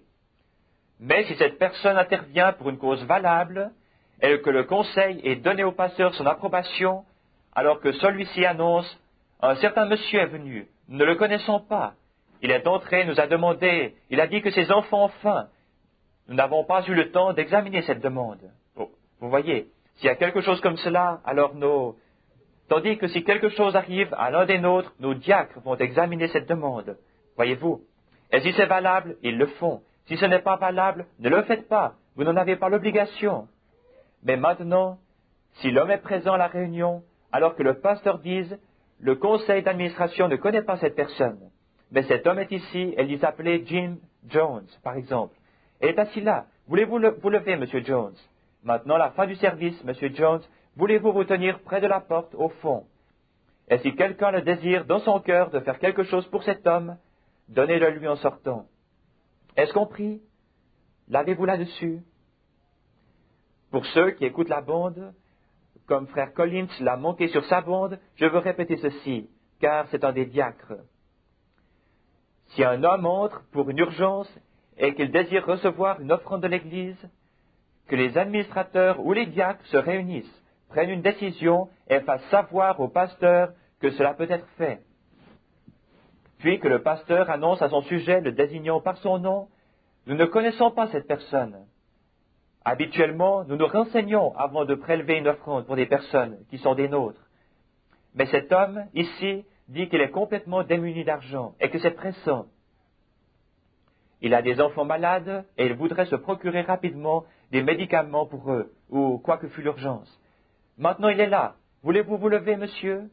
Vous voyez, faites-le se lever, dites, maintenant vous savez qui il est. Eh bien, à la fin de ce service, ce frère se tiendra près de la porte d'entrée, et ceux qui en sortant désirent l'aider ont la liberté de le faire. Nous l'annonçons seulement à l'Église. Vous ne faites pas pression sur elle, vous ne faites que l'annoncer. Voyez-vous, c'est faire preuve d'hospitalité envers un étranger. Vous voyez, vous comprenez maintenant? Très bien. Maintenant, je pense que cela répond à cette question. Qu'en est-il des bandes? Qu'en est-il des bandes? Il y a un point d'interrogation. Étant donné que beaucoup écrivent au bureau de l'Église vous blâmant au sujet de la vente des bandes. Et aussi, qu'en est-il des autres personnes dans l'Église qui vendent des bandes si M. Maguire doit payer des droits d'auteur sur celles-ci? Très bien. Les bandes se font par contrat. Je ne sais pas exactement quand le contrat expire, mais les administrateurs, ceux-ci regardent les administrateurs, pas les diacres, les administrateurs, pas le pasteur, les administrateurs. D'après ce que j'ai compris, à un moment donné, les administrateurs établissent un contrat entre les deux parties. Si c'est faux, que les administrateurs veulent bien me corriger.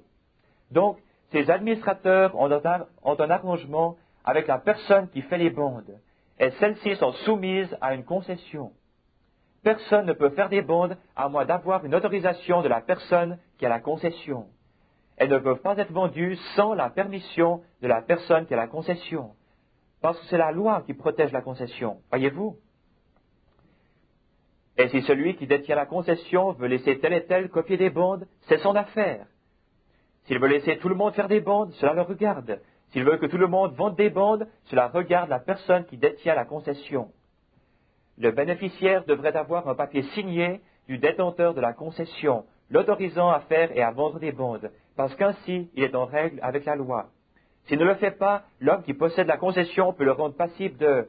Si c'est une personne méchante et qu'elle veut lui créer des ennuis, elle pourrait vraiment le faire si vous passez outre cette concession. C'est semblable à un copyright. Vous voyez, c'est pareil. Vous n'avez pas le droit de faire cela. C'est passible d'une forte amende. Aussi, s'il y a des personnes qui font des bandes, peut-elles ont-elles l'accord de M. Maguire qui perçoit des droits d'auteur sur les bandes? Je ne suis pas au courant, étant donné que je ne suis pas assez avec vous pour savoir quelles sont ces choses et à qui elles se réfèrent.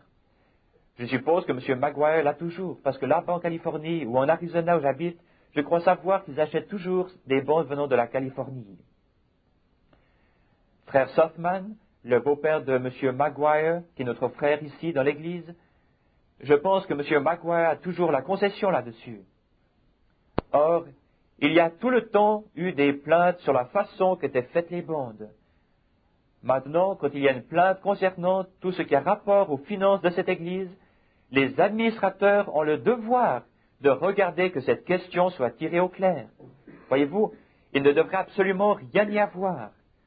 Maintenant, vous voyez qu'il est dit sur cette carte ici qu'ils écrivent au bureau de l'Église vous blâmant.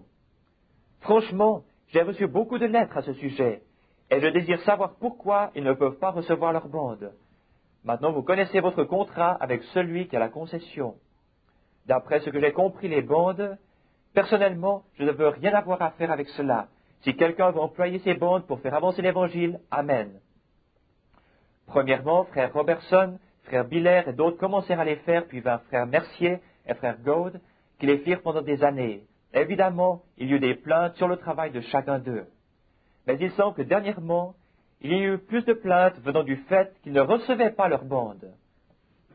Des personnes m'ont téléphoné de l'autre bout du pays à ce sujet. Ils se sont plaints également de ce que c'étaient des bandes déjà utilisées sur lesquelles on avait réenregistré. Cela marche une minute, puis ça saute à une autre chose, si bien que vous ne pouviez pas comprendre. Maintenant, si les gens qui payent pour ces bandes, devraient recevoir des bandes correctes. Cela m'est égal ce que vous devez faire pour en arriver là, mais nous voulons voir nos clients et nos frères, ce qu'ils sont. Nos clients et nos frères doivent recevoir une bande de première qualité. Vous, administrateurs, veillez à cela. Voyez à ce que ces gens soient satisfaits. S'ils ne sont pas satisfaits, leur argent doit leur être retourné immédiatement. Quelqu'un m'a téléphoné pour me dire que cela faisait des mois qu'ils attendaient des bandes. Maintenant, je ne sais pas comment frère Maguire s'occupe de cela. Je ne suis pas au courant. Je ne sais rien à ce sujet, et cela ne me regarde pas. C'est son affaire vis-à-vis d'eux et des administrateurs. Maintenant, je n'essaie pas de m'en mêler, mais je vous dis seulement ce qui est à observer à ce sujet. Vous voyez, le règlement veut que ces bandes soient en route 1 à 5 jours après réception de la commande. Elles doivent être à la poste à ce moment-là, car la concession peut être retirée en tout temps si ces ordres ne sont pas observés. Maintenant, tous les 6 mois ou une année, ce contrat doit être renouvelé. Vous êtes censés vous rencontrer à la date mentionnée sur la concession, tous ceux que ce travail concerne d'ailleurs. vous êtes supposé aviser les personnes qui se sont intéressées aux bandes pour qu'elles viennent avec leur contrat, afin que vous puissiez discuter de tout cela. Maintenant, ces ordres doivent être exécutés, voyez-vous, et cela doit être fait correctement, parce qu'il y a des plaintes à ce sujet.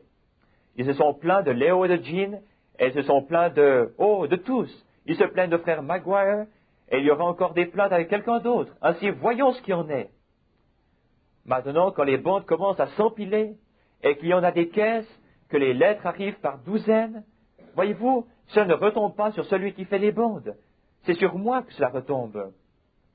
Ils déversent leur mauvaise humeur sans arrêt sur moi à cause de cela.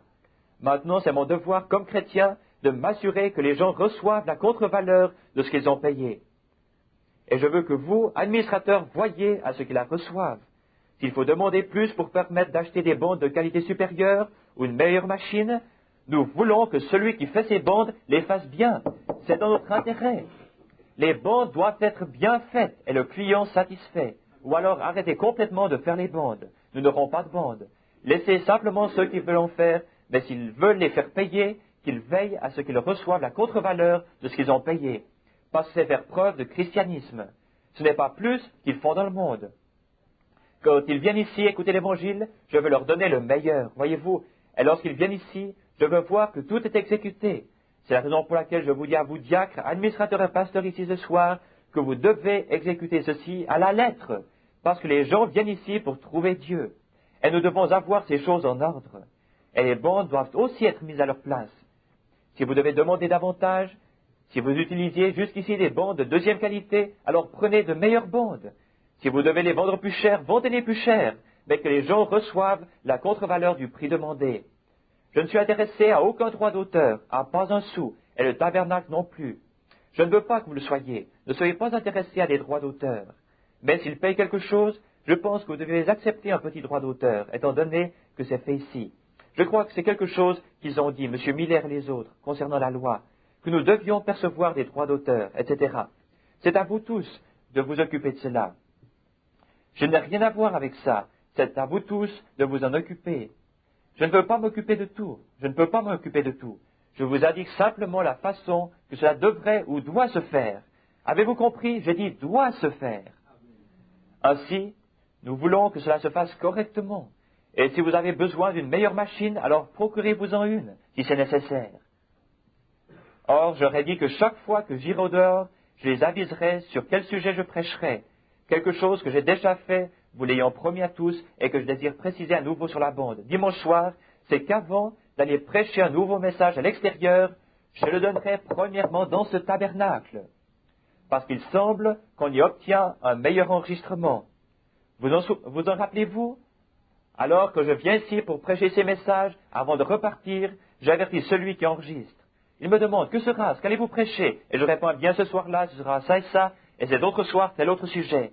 Ils peuvent ainsi les préparer d'avance et les avoir à disposition des personnes intéressées sur place. Ils l'ont directement avec eux et c'est une bande de meilleure qualité que celle qu'on obtient dans les réunions à l'extérieur, parce qu'elle est faite ici au tabernacle où l'acoustique est bonne. Vous voyez? Maintenant, alors que je pars dans cette grande tournée d'évangélisation outre-mer, je ne peux pas vous promettre cela. Vous voyez? Je ne peux pas promettre que je prêcherai mon premier message ici, parce que lorsque vous prêchez ces messages à plusieurs endroits, vous devez avoir quelque chose. Pour vous, cela perd un peu de son intérêt, et c'est forcé qu'il en soit ainsi. Pour ceux qui l'écoutent, vous devez faire quelque chose de différent, vous voyez, et apporter le message qui convient à cet endroit. Ainsi qu'ils utilisent un enregistreur qui permette d'obtenir une bande excellente, puis que chaque bande soit écoutée et vérifiée avant d'être envoyée. Ou alors, arrêtez tout cela. Ne leur demandez même pas de faire cela. Que chaque homme, plutôt, fasse ses propres bandes, vous voyez, ou faites-le comme il faut, afin que ces plaintes cessent. Nous ne voulons aucune de ces plaintes. S'il y a une plainte, que l'on s'en occupe, alors nous en serons débarrassés. Maintenant, frère, je vais me dépêcher le plus possible. Je n'ai ici plus que 2 ou 3 questions, et alors nous pourrons terminer. Frère Branham, jusqu'où un diacre peut-il ou devrait-il aller pour garder l'ordre dans l'Église? Devrions-nous garder l'ordre ou attendre que frère Neville nous dise ce qu'il faut faire? Ce n'est pas le travail de frère Neville, c'est votre travail. Vous voyez, vous ne dites pas frère Neville sur quoi il doit prêcher ou comment le prêcher. Vous voyez, c'est votre travail. Vous, diacres, vous êtes censés faire cela. Occupez-vous-en. Cela ne concerne en rien frère Neville. C'est votre travail, vous voyez. Maintenant, si un policier était là dans la rue et qu'il voit un homme voler quelque chose à l'arrière d'une voiture, va-t-il appeler le maire et dire « Maintenant, votre honneur, monsieur le maire, je travaille pour vous dans les forces de police. Or, la nuit dernière, j'ai trouvé un homme dans la rue qui volait les pneus d'une voiture, et je me suis demandé quelle pouvait bien être votre opinion à ce sujet. Vous voyez, cela n'aurait pas de sens, n'est-ce pas? Non, monsieur. S'il faisait quelque chose de mal, arrêtez-le. Et si un homme fait quelque chose de mal ici à l'église, faites-le cesser. Parlez-lui. Ne soyez pas arrogant, mais s'il ne veut pas écouter, parlez-lui de telle façon qu'il comprenne ce que vous entendez. Vous voyez? Comme si vous deviez dire à un enfant, supposons que vous alliez là-bas et qu'il se comporte mal. Diacre, soyez à votre poste avant que vous, deux devant et deux derrière dans les coins, ou quelque part comme cela, et observez attentivement au cas où des renégats, par exemple, entreraient. Vous voyez, soyez sur vos gardes, soyez à votre poste et restez là. C'est votre place. Ou restez debout près du mur et observez tous ceux qui entrent. Un diacre prend soin de la maison de Dieu. Si quelqu'un entre, parlez-lui. Soyez là pour les saluer, serrez-leur la main. Vous êtes le policier. Pouvons-nous vous montrer les vestiaires ou voulez-vous vous asseoir? Peut-on vous donner un livre de chant ou quelque chose ou nous espérons que vous vous plairez ici et que vous pourrez prier. Nous sommes heureux de vous avoir parmi nous ce soir.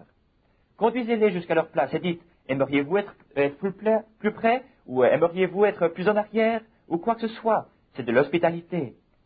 Un policier ou le diacre, c'est comme la police militaire à l'armée, de la courtoisie accompagnée d'autorité. Vous voyez, vous savez ce qu'est la police militaire. S'il remplit vraiment son devoir, je pense qu'il est semblable à un aumônier. Vous voyez, il doit être courtois et tout en gardant tout de même de l'autorité. Vous voyez, si les recrues sortent et sont prises d'ivresse, il sait les remettre à leur place. Et ainsi doit faire le diacre, les remettre à leur place. Maintenant, rappelez-vous, le diacre est le policier, et la fonction de diacre est en fait plus stricte que n'importe quelle autre fonction dans l'Église. Je ne connais pas de fonction plus stricte que celle des diacres, parce qu'il a un vrai travail, et que c'est un homme de Dieu. C'est un homme de Dieu autant que le pasteur est un homme de Dieu. Il l'est certainement. C'est un serviteur de Dieu. Maintenant, les administrateurs, leur devoir envers Dieu est de veiller sur les finances et de s'occuper des choses en rapport avec cela. Je vous ai parlé de ce qui concerne ces bandes et des autres choses que nous avons ici, comme le bâtiment, les réparations, les finances et ces choses. C'est de cela qu'ils sont administrateurs. Ce qui touche à la propriété, aux finances et à ces choses ne concerne pas les diacres. Et les administrateurs n'ont rien à voir non plus avec la fonction de diacre. Maintenant, ces diacres veulent demander de l'aide aux administrateurs pour une certaine chose, ou les administrateurs aux diacres, vous travaillez tous ensemble. Mais c'est votre devoir, vous voyez, très bien. Non, ne demandez pas à Frère Neville. Si Frère Neville vous demande de faire quelque chose, il est votre pasteur. Avec courtoisie, amour et tout, il dira à Frère Collins, Frère Hickerson et Frère Tony ou quelqu'un, voulez-vous voir ce qui se passe là-bas au coin? Lorsqu'il est à son poste comme cela, vous savez, c'est un véritable homme de Dieu. Rappelez-vous, vous ne travaillez pas pour le Branham Tabernacle, vous ne travaillez pas non plus pour Frère Neville ou pour moi, vous travaillez pour Jésus-Christ. Vous voyez, c'est lui que vous. Elle compte sur votre loyauté comme sur celle du pasteur ou de n'importe qui d'autre. Il compte sur votre loyauté. Et nous voulons montrer notre loyauté. Or, quelquefois, cela devient difficile. C'est difficile de le faire ou de le voir. Si un pasteur est assis là, que j'aime de tout mon cœur, il faut pourtant que je le dise, vous voyez, mais dans l'amour, avec une main tendue pour l'aider, vous voyez. Ils viennent vers moi et me disent, Frère Branham, vous êtes vraiment une personne formidable. Pourquoi ne pouvez-vous pas faire un petit compromis sur ce baptême et sur ceci et sur cela, sur cette sécurité, sur cette semence du serpent? Je dis, frère, je vous aime, mais maintenant, prenons l'Écriture et voyons qui a raison et qui a tort. Vous voyez, je dois être capable de... Oh, maintenant, Frère Branham, je vous dis que vous avez tout à fait tort. Vous voyez, le voilà qui s'emporte. Je dis, eh bien, peut-être que j'ai tort. Alors, si c'est le cas, vous me le direz certainement. Vous savez où j'ai tort, alors montrez-le-moi, et je suis prêt à l'accepter. Vous voyez? C'est la même chose pour vous. Vous n'avez pas à dire à cet enfant de s'asseoir. Or, le diacre est le gardien de la maison de Dieu. Il prend soin de la maison de Dieu et la garde en ordre. C'est ce que dit l'Écriture. Si vous avez autre chose à faire faire au diacre, venez me le dire. Voyez-vous, c'est la même chose. Mais c'est votre devoir de faire cela. Vous ne devriez le demander à personne, c'est simplement votre devoir. Frère Neville ne demande à personne. L'Église ne doit pas demander, je veux dire, les administrateurs ne doivent pas aller demander à Frère Neville s'il veut qu'on pose un toit sur le tabernacle. Non, cela ne concerne pas Frère Neville. Cela ne me concerne pas. C'est vous que cela concerne. Les diacres n'ont pas besoin de... C'est pareil vis-à-vis du pasteur. Sur quoi allez-vous prêcher? Je ne veux pas que vous fassiez cela. Ils n'ont pas à parler ainsi. Voyez-vous, le pasteur, il dépend de Dieu. Et alors, si Frère Neville prêche un message que le Seigneur nous a destiné, nous sommes tous ensemble là-dedans. Et si je dis quelque chose de foi, Frère Neville, Dieu m'en tient pour responsable. C'est vrai, ainsi Dieu est le maître de tout cela. Vous voyez, nous travaillons seulement comme ses ambassadeurs, vous voyez, ici en bas, en occupant cette fonction. Veuillez, passons à la question suivante. Je crois qu'après celle-là, nous en avons encore une, puis nous terminerons. Veuillez expliquer comment les dons des langues doivent opérer dans notre Église. Je l'ai déjà expliqué. Quand l'Église peut-elle être mise en ordre ou quand les dons doivent-ils opérer? Nous venons de l'expliquer. Combien de... Pouvez-vous voir ce que c'est? Oh, merci. Combien d'instruments devons-nous avoir dans l'Église à côté de l'orgue et du piano? Eh bien, cela dépend si vous avez un orchestre à cordes ou autre chose. Vous voyez, je ne sais pas ce que vous avez. Je ne comprends pas ce que vous désirez savoir, mais l'orgue et le piano sont la propriété de l'Église. Maintenant, si le directeur des chants aimerait avoir des trompettes, des bugles ou d'autres instruments, et que des gens soient venus dans l'Église sachant jouer de ces instruments, et qu'ils font partie d'un orchestre, alors évidemment, il faudrait voir avec les administrateurs s'ils ont l'argent pour acheter ces instruments. Je pense que c'est la question posée. Mais s'ils ont leur propre instrument, formidable. Et s'ils n'ont pas d'instrument à eux, et qu'ils fassent partie d'un orchestre ici, que ce ne soit pas une personne qui vienne ici simplement pour jouer de temps en temps, pour s'en aller ailleurs, ensuite, il doit y avoir un orchestre dans l'Église. L'Église n'a pas acheté une trompette à un homme qui est aujourd'hui ici et demain va jouer ailleurs. Non, monsieur, il doit y avoir un orchestre ici même, un orchestre avec un chef. Alors l'Église, vous pouvez leur suggérer d'acheter des instruments. Veuillez expliquer, s'il vous plaît, comment nous, les diacres, pouvons garder les gens tranquilles dans le sanctuaire avant et après la réunion. Très bien. Je suggérerais ceci, frère. C'est une chose importante.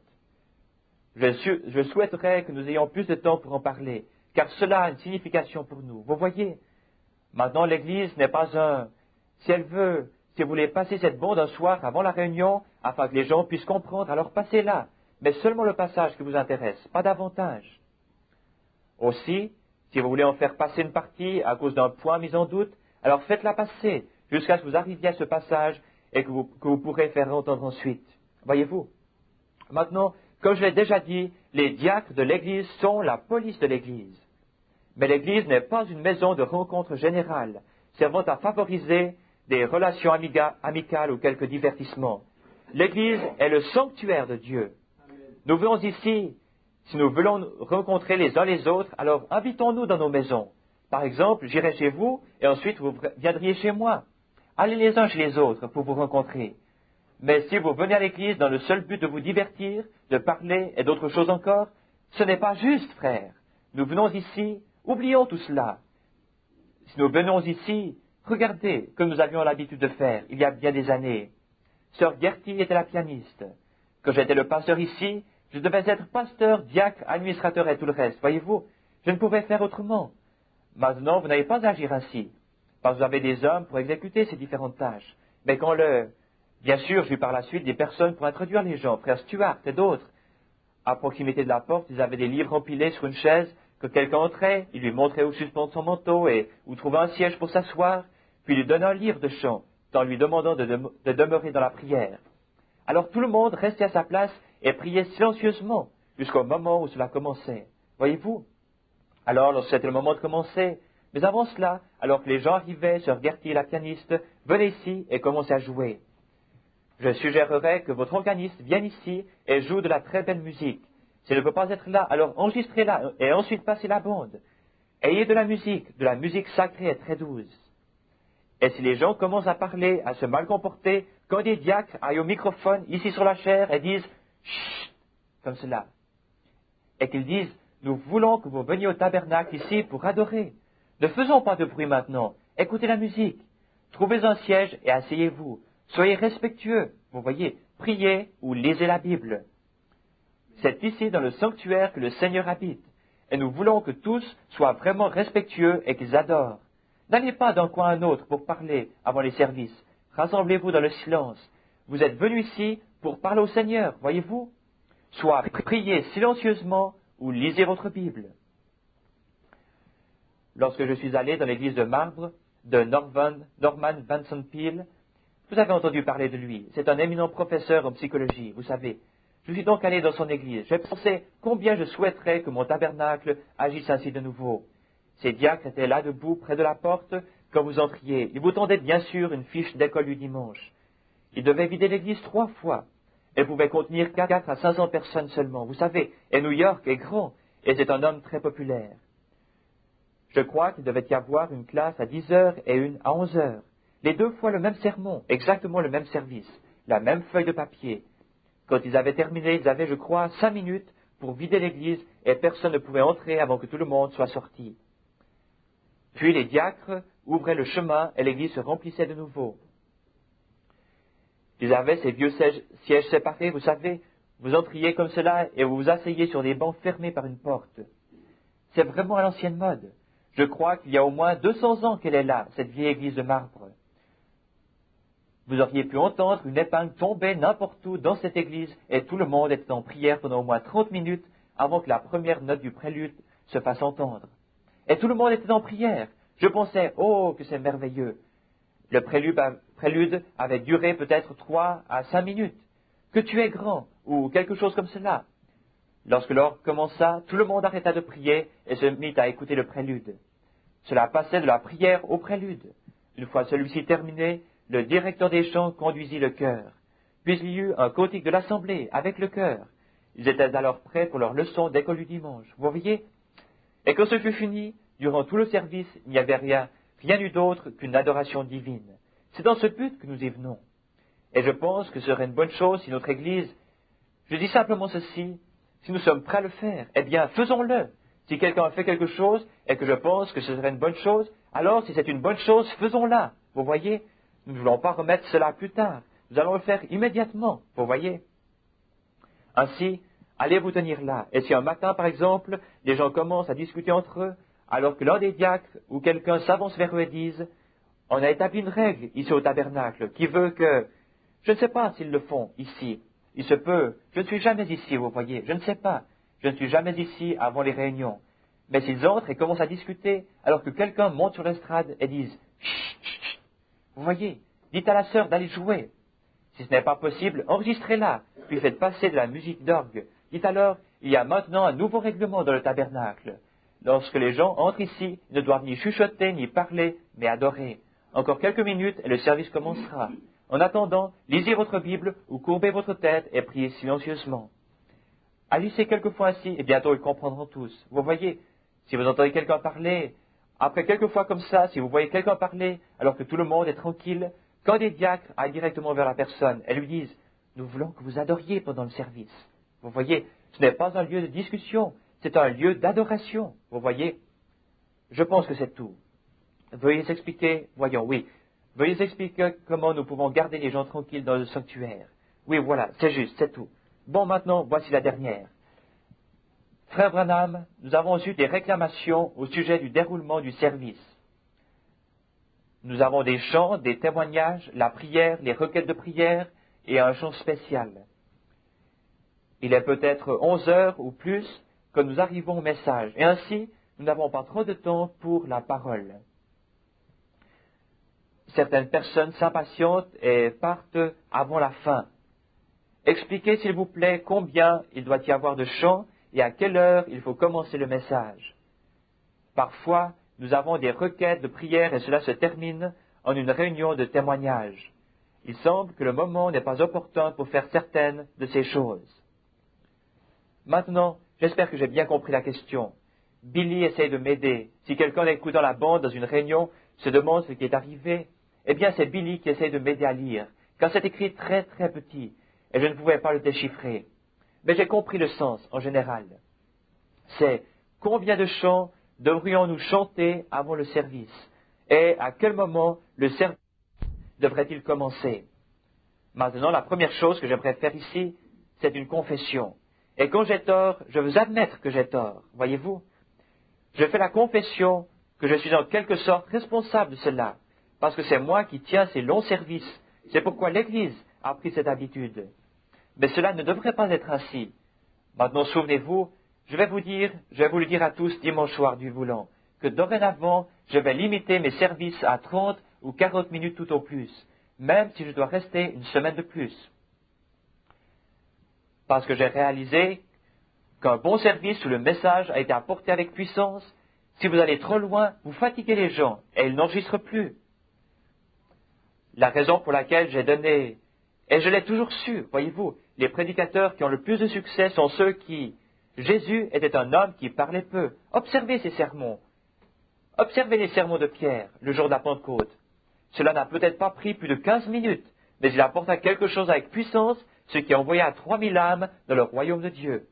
Vous voyez, droit au but, voyez-vous. Et je suis coupable. La raison pour laquelle j'ai fait cela, ce n'est pas parce que je ne savais pas ce qui en était, mais je fais des bandes, voyez-vous. Et ces bandes seront passées dans des maisons pendant des heures et des heures. Mais comme vous le verrez dimanche prochain, la raison pour laquelle j'ai fait ces choses, je vais peut-être le dire directement sur la bande. C'est à cause de l'énorme poids que j'ai sur mon cœur d'apporter le message de cette heure. Maintenant, le message a été apporté. Dès le début de l'année, je ne prendrai que 30 minutes ou quelque chose comme cela dans les réunions où je vais même essayer de régler ma montre à 30 minutes et de ne pas dépasser 40 minutes au maximum pour apporter ce message avec puissance et faire l'appel à l'autel ou appeler la ligne de prière. Je ne vais pas prendre plus de temps, car il est vrai que cela fatigue les gens, je le sais.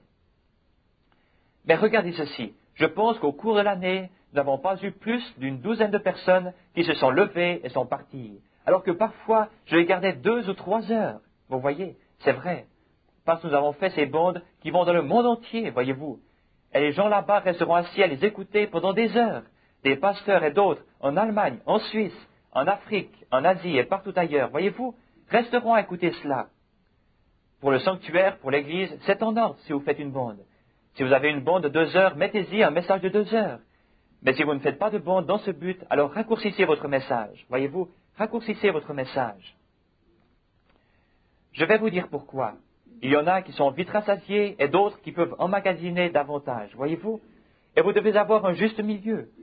Or souvent, nous ruinons nos services par de trop longs témoignages, ce dont je suis moi-même coupable. Et si vous allez dehors, nous avions des réunions dans la rue. Quelques vieux frères se tenaient là, et lorsqu'on lui demandait de prier, il se mettait à prier pour le maire de la ville, pour le gouverneur de l'État, pour le président de l'Union, et ainsi de suite, pour tous les pasteurs autour de lui, qu'il connaissait tous par numéro, et pour la sœur Jones qui est à l'hôpital, etc. Si bien que les gens qui passaient regardaient sans s'arrêter. Vous voyez, vous ne faites que les épuiser, voyez-vous. L'essentiel, c'est que votre prière se fasse dans le secret, votre longue prière principale.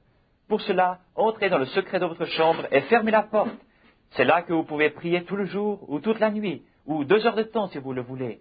Priez là, mais ici, où vous avez l'attention des gens, faites une courte et rapide prière. Faites que tout votre service, consacrez la plus grande partie de votre réunion à la parole. C'est la chose principale. Faites pénétrer cette parole aussi profondément que vous le pouvez. Voyez-vous, faites que la parole parvienne aux gens.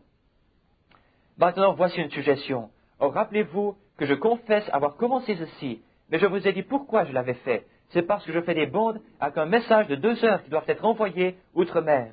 Et partout, vous voyez. Mais l'Église ne devrait pas imiter cette façon de faire pour le message donné ici au tabernacle. Vous voyez.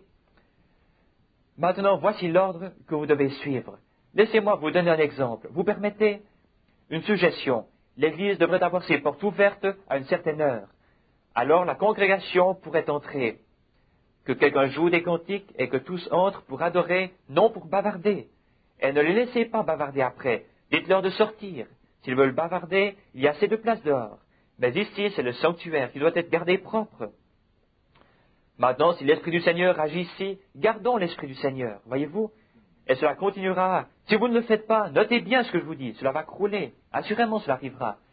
C'est notre devoir de la garder ainsi. C'est pour cela que je suis ici ce soir. C'est afin de garder ces choses alignées avec ces ordres. Maintenant, regardez, je dirais ceci. Ordinairement, à moins que vous donniez quelque chose de spécial et que vous leur ayez dit que vous alliez enregistrer un message, maintenant, si Frère Neville veut apporter un message qu'il aimerait avoir sur bande pour être distribué au dehors, alors que l'on dise, dimanche soir prochain, nous enregistrerons une bande de 2 heures, de 3 heures ou quoi que ce soit. Dimanche soir prochain, nous aurons une bande de 2 ou 3 heures. Alors les gens sont au courant. Et quand ils entrent, dites, Nous allons enregistrer un message ce soir. J'ai un message ici que je désire enregistrer et distribuer. Je me sens conduit à envoyer ce message à l'extérieur et sera enregistré à cette fin. Il durera 2 heures ou 3 heures par exemple. Dites cela, mais ordinairement, lorsque je vais dans une de ces réunions d'hommes d'affaires, ou que je suis dans mes réunions à l'extérieur où j'ai une ligne de prière, si je me lève et que je donne un message de 3 heures avant d'avoir le service de guérison, voyez-vous dans quelle position cela me met? Vous voyez, eh bien le soir suivant, la moitié seulement de la congrégation est là. Vous voyez, parce qu'ils ne peuvent simplement pas tenir le coup. Ils doivent aller travailler et tout le reste. Je fais cette suggestion qu'ordinairement, or j'ai observé Frère Neville quand il a prêché hier soir. Maintenant, je sais, nous savons tous, que c'était un message saisissant. J'ai pris des notes que j'ai ici dans ma poche pour pouvoir m'en servir de mes propres messages. C'est vrai, l'échappatoire. Vous voyez, c'était un message merveilleux. Vous avez vu comme il eut vite terminé, environ 35 minutes, vous voyez, et il avait terminé, c'est bien. Habituellement, les messages de Frère Neville sont comme cela, voyez-vous, ce n'est pas long. Mais ce qui tue votre réunion, ce sont toutes ces choses qui traînent en longueur avant de commencer. Or, je sais, maintenant regardez, je ne dis pas cela uniquement pour vous, administrateurs, diacres ou pasteurs, je vous dis la vérité, et c'est ainsi que cela doit être. Or, ce qui produit cela, vous avez tous bon caractère, chacun d'entre vous, frères, avait bon caractère. Si ce n'était pas ainsi, je devrais dire par exemple, tous l'ont excepté frère Untel. Il n'a pas bon caractère, nous allons tous prier pour lui. Mais vous avez effectivement bon caractère. Vous êtes des hommes patients, gentils et tranquilles. C'est bien. Mais ne devenez pas efféminés pour tout cela. Jésus avait aussi bon caractère, mais lorsque fut le moment de déclarer certaines vérités, il dit, il est écrit, la maison de mon Père sera appelée une maison de prière. Mais vous en avez fait une caverne de voleurs. Voyez-vous, il savait quand parler et quand se taire. C'est ce que nous devons faire, voyez-vous. Il n'y eut jamais de personne comme Jésus. Il était Dieu. Souvenez-vous qu'il parla même de la fonction de diacre dans l'Église. Il se rendit maître de la situation. Il attacha des cordes ensemble et n'attendit pas qu'ils sortent gentiment. Il les chassa hors de la maison de Dieu, voyez-vous.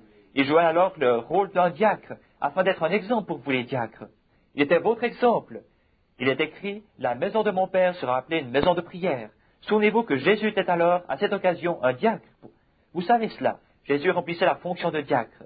Lorsqu'il eut la fonction de pasteur, que dit-il? Vous, pharisiens aveugles, conducteurs d'aveugles. Voyez-vous, il remplissait alors la fonction de pasteur. Et lorsqu'il leur annonça ce qui allait arriver, il remplit alors la fonction de prophète. Puis quand ils réclamèrent le paiement du tribut, il remplit la fonction d'administrateur. Pierre, va, jette l'hameçon dans la rivière, et le premier poisson que tu attraperas aura une pièce de monnaie dans la bouche. Payez avec cela. Voyez-vous, payez vos dettes. Rendez à César ce qui est à César, et à Dieu ce qui est à Dieu. Jésus était à la fois pasteur, prophète, administrateur et diacre. Assurément, il l'était. Ainsi, vous voyez ce qu'il fit. Que cela soit votre exemple. Nous voulons que dans ce Branham Tabernacle, tout l'honneur, chaque fonction, chaque poste, afin qu'il n'y ait pas de réclamation possible.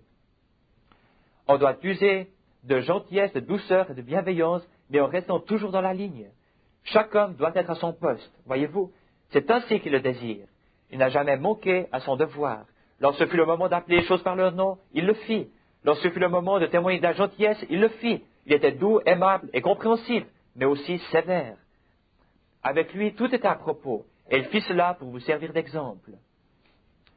Le Saint-Esprit vient de me montrer cela, car je n'avais jamais pensé auparavant qu'il remplit la fonction de diacre, mais ce fut pourtant le cas, et il agit comme un diacre à ce moment-là. Maintenant, je dirais ceci, si vos services commencent à 7h30, alors ouvrez votre église une demi-heure avant, à 7h, que la pianiste ou l'organiste, vous la payez, payez-vous tous l'organiste, est-elle payée ou la pianiste? Elle le fait volontairement. Demandez-lui gentiment, même si elle veut être payée pour cela, donnez-lui quelque chose. Dites-lui que nous désirons qu'elle vienne une demi-heure avant le service. Et si elle dit qu'elle ne peut pas le faire, alors faites-la venir ici pour enregistrer une bande de douce musique d'orgue. Vous voyez, et passez-la. Elle n'a pas besoin d'être ici chaque fois. Préparez une bande et que l'un des diacres, administrateurs ou celui qui ouvre, le concierge, mette cette bande et la pince pendant que les gens entrent. Vous voyez, et si les diacres ne sont pas là qu'un administrateur ou quelqu'un qui est là le fasse, et qu'elle joue pendant une demi-heure. Mais qu'à 7h30 précise, la cloche sonne au sommet du bâtiment. Avez-vous toujours la cloche là-haut? Bien. Ainsi que votre cloche sonne à 7h30. Cela veut dire que nous n'allons pas nous promener de long en large dans l'église et aller serrer la main à Jones et aux autres. Que le directeur des chants soit à son poste. S'il n'y a pas de directeur de chant, là, que les diacres prévoient quelqu'un pour diriger les chants lorsque cette cloche commence à sonner. Ouvrez vos cantiques à tel numéro. Voyez-vous, que cela soit à 7h30 précise. Bien. Ensuite, il y a un chant de toute l'assemblée et éventuellement un deuxième chant. Puis que quelqu'un que vous avez déjà désigné si possible conduise dans la prière. Et que le pasteur ou quelqu'un d'autre, le pasteur ne devrait pas être là. Le directeur des chants devrait faire cela, Frère Capps, je pense. Il doit savoir ce qu'il faut faire. Ainsi, qu'il demande à quelqu'un ou lui-même peut conduire dans la prière. Demandez à l'assemblée de se lever pour la prière. Qu'il se lève simplement et que quelqu'un conduise la prière. Maintenant, si vous ne faites pas attention, nous croyons que chacun devrait venir à la maison de Dieu pour y prier. C'est l'endroit où prier. Mais lorsque vous êtes dans ce sanctuaire, conservez votre temps. Voyez-vous, si vous les appelez tous autour de l'autel, vous découvrirez qu'il y aura quelqu'un là pendant 15 ou 20 minutes. Alors tout votre temps est écoulé. Vous devez prier à la maison. Jésus a dit, lorsque vous priez, ne vous tenez pas debout comme les hypocrites qui font de longues prières et qui disent ceci et cela pour se faire remarquer. Voyez-vous, il dit, quand tu pries, entre dans ta chambre, dans le secret, ferme la porte derrière toi, et là prie ton Père qui voit dans le secret, et il te le rendra. C'est ainsi qu'il faut prier. C'est ce qu'il a dit de faire. Que lorsque les gens entrent, le directeur des chants dise, bien, après ce premier cantique, que quelqu'un prie. Qui que ce soit, juste une courte prière. Ne vous levez pas pour prier pour tous les gouverneurs, etc. comme cela. S'il y a une requête de prière, qu'on la fasse connaître en l'écrivant et en la transmettant à qui de droit. Par exemple, dites, ce soir nous allons prier en souvenant de sœur un tel et de frère un tel qui sont à l'hôpital, et de telles personnes, etc. Souvenez-vous d'eux dans votre prière. Frère Jones, voulez-vous nous conduire dans la prière? Levons-nous. Voyez-vous, dites-leur qu'ils posent leur requête sur la chair. Laissez-les habituer à cela. Si vous avez une requête de prière, posez-la ici en haut. Mais ne dites pas, qui a une requête de prière maintenant? Voudriez-vous la faire connaître? Alors voilà quelqu'un qui se lève et dit, gloire à Dieu. Vous savez, ça commence ainsi, et bientôt vous réalisez qu'il a parlé pendant une demi-heure avant de s'asseoir quelquefois. Voyez-vous, nous sommes responsables de cette Église, pas des autres. Ceci est notre responsabilité envers Dieu. Vous êtes responsable envers Dieu de ses fonctions. La raison pour laquelle je suis ici ce soir, vous entretenant de toutes ces choses, c'est que j'en suis responsable envers Dieu. Votre responsabilité à vous est de les exécuter. Que quelqu'un conduise dans la prière et ainsi ce sera bien. Qu'il conduise dans la prière et ensuite qu'il se rassoie. Si vous avez un chant spécial, maintenant, je ne dirai pas ceci, je ne serai pas d'accord. Si quelqu'un veut chanter un chant spécial, annoncez-le dans l'église. Dites-leur que si quelqu'un désire chanter un cantique spécial, il doit premièrement voir le directeur des chants, avant le début de la réunion. Faites ainsi. Dites par exemple, je regrette frère, j'aimerais vraiment le faire, mais j'ai déjà un chant spécial pour ce soir. Si vous pouviez me dire quel autre soir vous serez là, je l'indiquerai sur le programme. Mon programme est rédigé ici. Que frère Capps ou celui qui dirige les chants, ayez un directeur de chant, peu importe de qui il s'agit. Mais ne laissez pas se lever et se conduire comme s'ils étaient des prédicateurs, voyez-vous, qu'ils se lèvent et dirigent les chants. C'est leur affaire. C'est le pasteur qui apporte la prédication, mais il n'est pas là pour diriger les chants. Le directeur des chants conduit les chants. Le pasteur est responsable d'apporter la parole et devrait sortir de son bureau frais et dispo et sous l'onction du Saint-Esprit lorsque le moment est venu. Il n'a même pas besoin de se trouver sur la plateforme pendant que tout cela se déroule. Il reste plutôt dans son bureau là derrière ou à quelque autre endroit. L'interphone ici l'avertira au moment venu qu'il peut entrer. Lorsqu'il entendra ce dernier, s'il y a un chant spécial comme un solo, un duo ou autre, comme troisième chant, voyez-vous, ainsi vous aurez eu 2 cantiques de toute l'assemblée, la prière, l'offrande, si vous la prélevez cette fois-là. Que chaque homme soit à son poste. Dites, pendant que nous chanterons ce dernier cantique, je demanderai aux frères de bien vouloir s'avancer pour recueillir l'offrande du soir. Voyez-vous, et pendant qu'ils finissent de chanter ce cantique, ils se tiennent là. Maintenant dites, très bien, nous allons maintenant prier, alors offrez votre prière. Nous voulons nous souvenir de telle et telle personne, et lisez les requêtes ainsi. Bien, que tout le monde se lève. Frères, voudriez-vous nous conduire dans la prière? Ensuite, c'est terminé. Ainsi, pendant qu'ils chantent le second cantique, récoltez l'offrande, si c'est là votre intention, et déposez-la ici. Donc, il y a votre premier chant, puis l'offrande du soir, et ensuite continuez avec votre second chant. Faites que votre dernier chant soit le signal d'appel pour le pasteur. Aussitôt que l'on a chanté ce dernier cantique, que l'orgue commence à jouer le prélude, et à ce moment-là, votre pasteur entre. Voyez-vous, tout est en ordre, tout le monde est tranquille, rien d'autre ne doit être dit. chaque diacre est à son poste. Le pasteur entre, voit son auditoire, ouvre sa Bible et dit « Nous allons lire ce soir dans la Bible ». Quelquefois, c'est une bonne chose que de dire, par respect pour la parole de Dieu, levons-nous et restons debout pendant que nous lisons la parole. Et lisez. Ce soir, je vais lire dans le livre des psaumes ou autre, où il choisit quelqu'un d'autre pour en faire la lecture, le directeur des chants, un associé ou quelqu'un qui est là avec vous. Que cette personne lise ce passage. Mais ce serait mieux si vous pouviez lire la parole vous-même. Alors faites ainsi. Ensuite, prenez votre texte. Jusque-là, environ 30 minutes se sont écoulées. C'est alors environ 8 heures.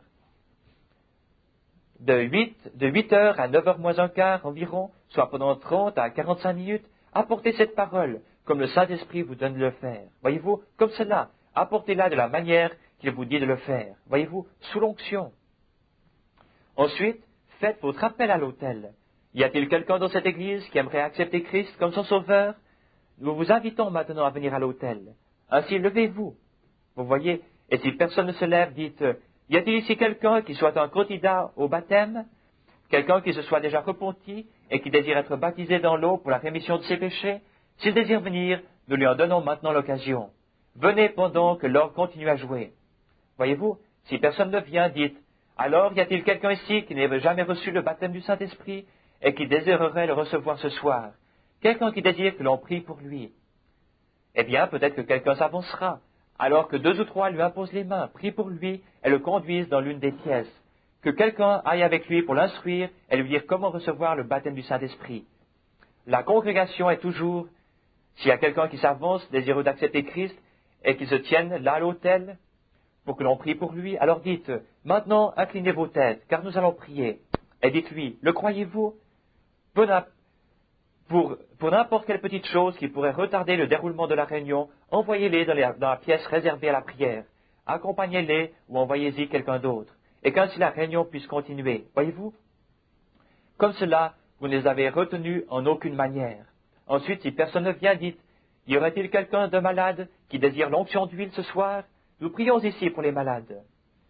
J'aimerais vous voir en privé, frère Neville. Eh bien, retrouvez-moi dans le bureau, un des diacres vous y conduira. J'ai quelque chose à vous dire, frère. Eh bien, un des diacres ici vous conduira dans le bureau, et je vous verrai immédiatement après la réunion. Maintenant, levons-nous pour terminer, voyez-vous?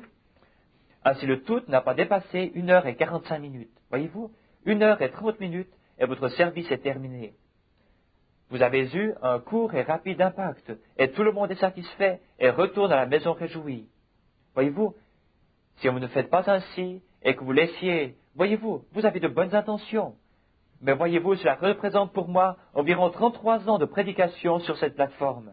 33 ans autour du monde. Vous apprenez un tant soit peu pendant ce temps-là, assurément. Si ce n'est pas le cas, vous ferez mieux d'arrêter. Ainsi, vous voyez, j'ai découvert ceci. Si vous traitiez uniquement avec des saints, vous pourriez rester toute la nuit si vous le voulez. Mais voyez-vous, vous ne traitez pas qu'avec eux. Vous essayez d'en attirer d'autres. Voici ceux que vous cherchez à attraper. Vous devez travailler sur leur terrain, voyez-vous. Amenez-les ici, et qu'alors la parole soit proclamée. Car voyez-vous, il n'y a rien qui puisse être comparé. S'ils désirent vous voir pour discuter de quelque chose, alors très bien, conduisez-les directement dans le bureau. Mais ne retenez pas l'assemblée. Une fois, quelqu'un se lèvera et dira, eh bien, ayons une bonne réunion de témoignage. Maintenant, ce n'est pas mon intention de critiquer. J'ai seulement le désir de vous dire la vérité. Voyez-vous, j'ai seulement le désir de vous dire la vérité.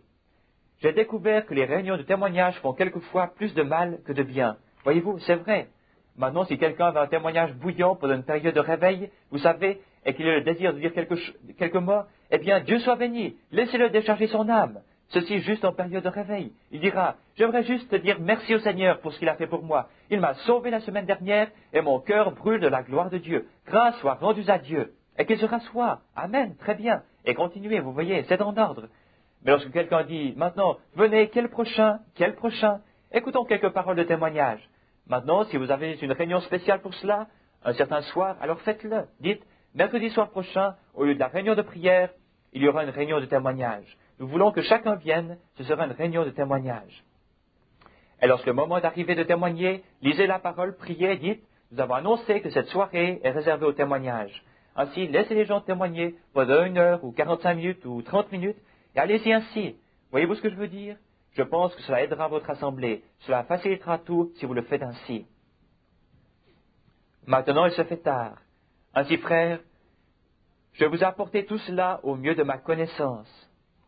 Je vois ce qui est sur votre cœur. J'ai répondu à vos questions au mieux de ma connaissance. Dès maintenant, vous êtes au courant. Et si cela revenait à votre esprit, reprenez la bande. Écoutez-la, que ce soit pour les diacres, les administrateurs ou quiconque, passez la bande. Passez-la à l'assemblée, si elle veut l'entendre. Très bien.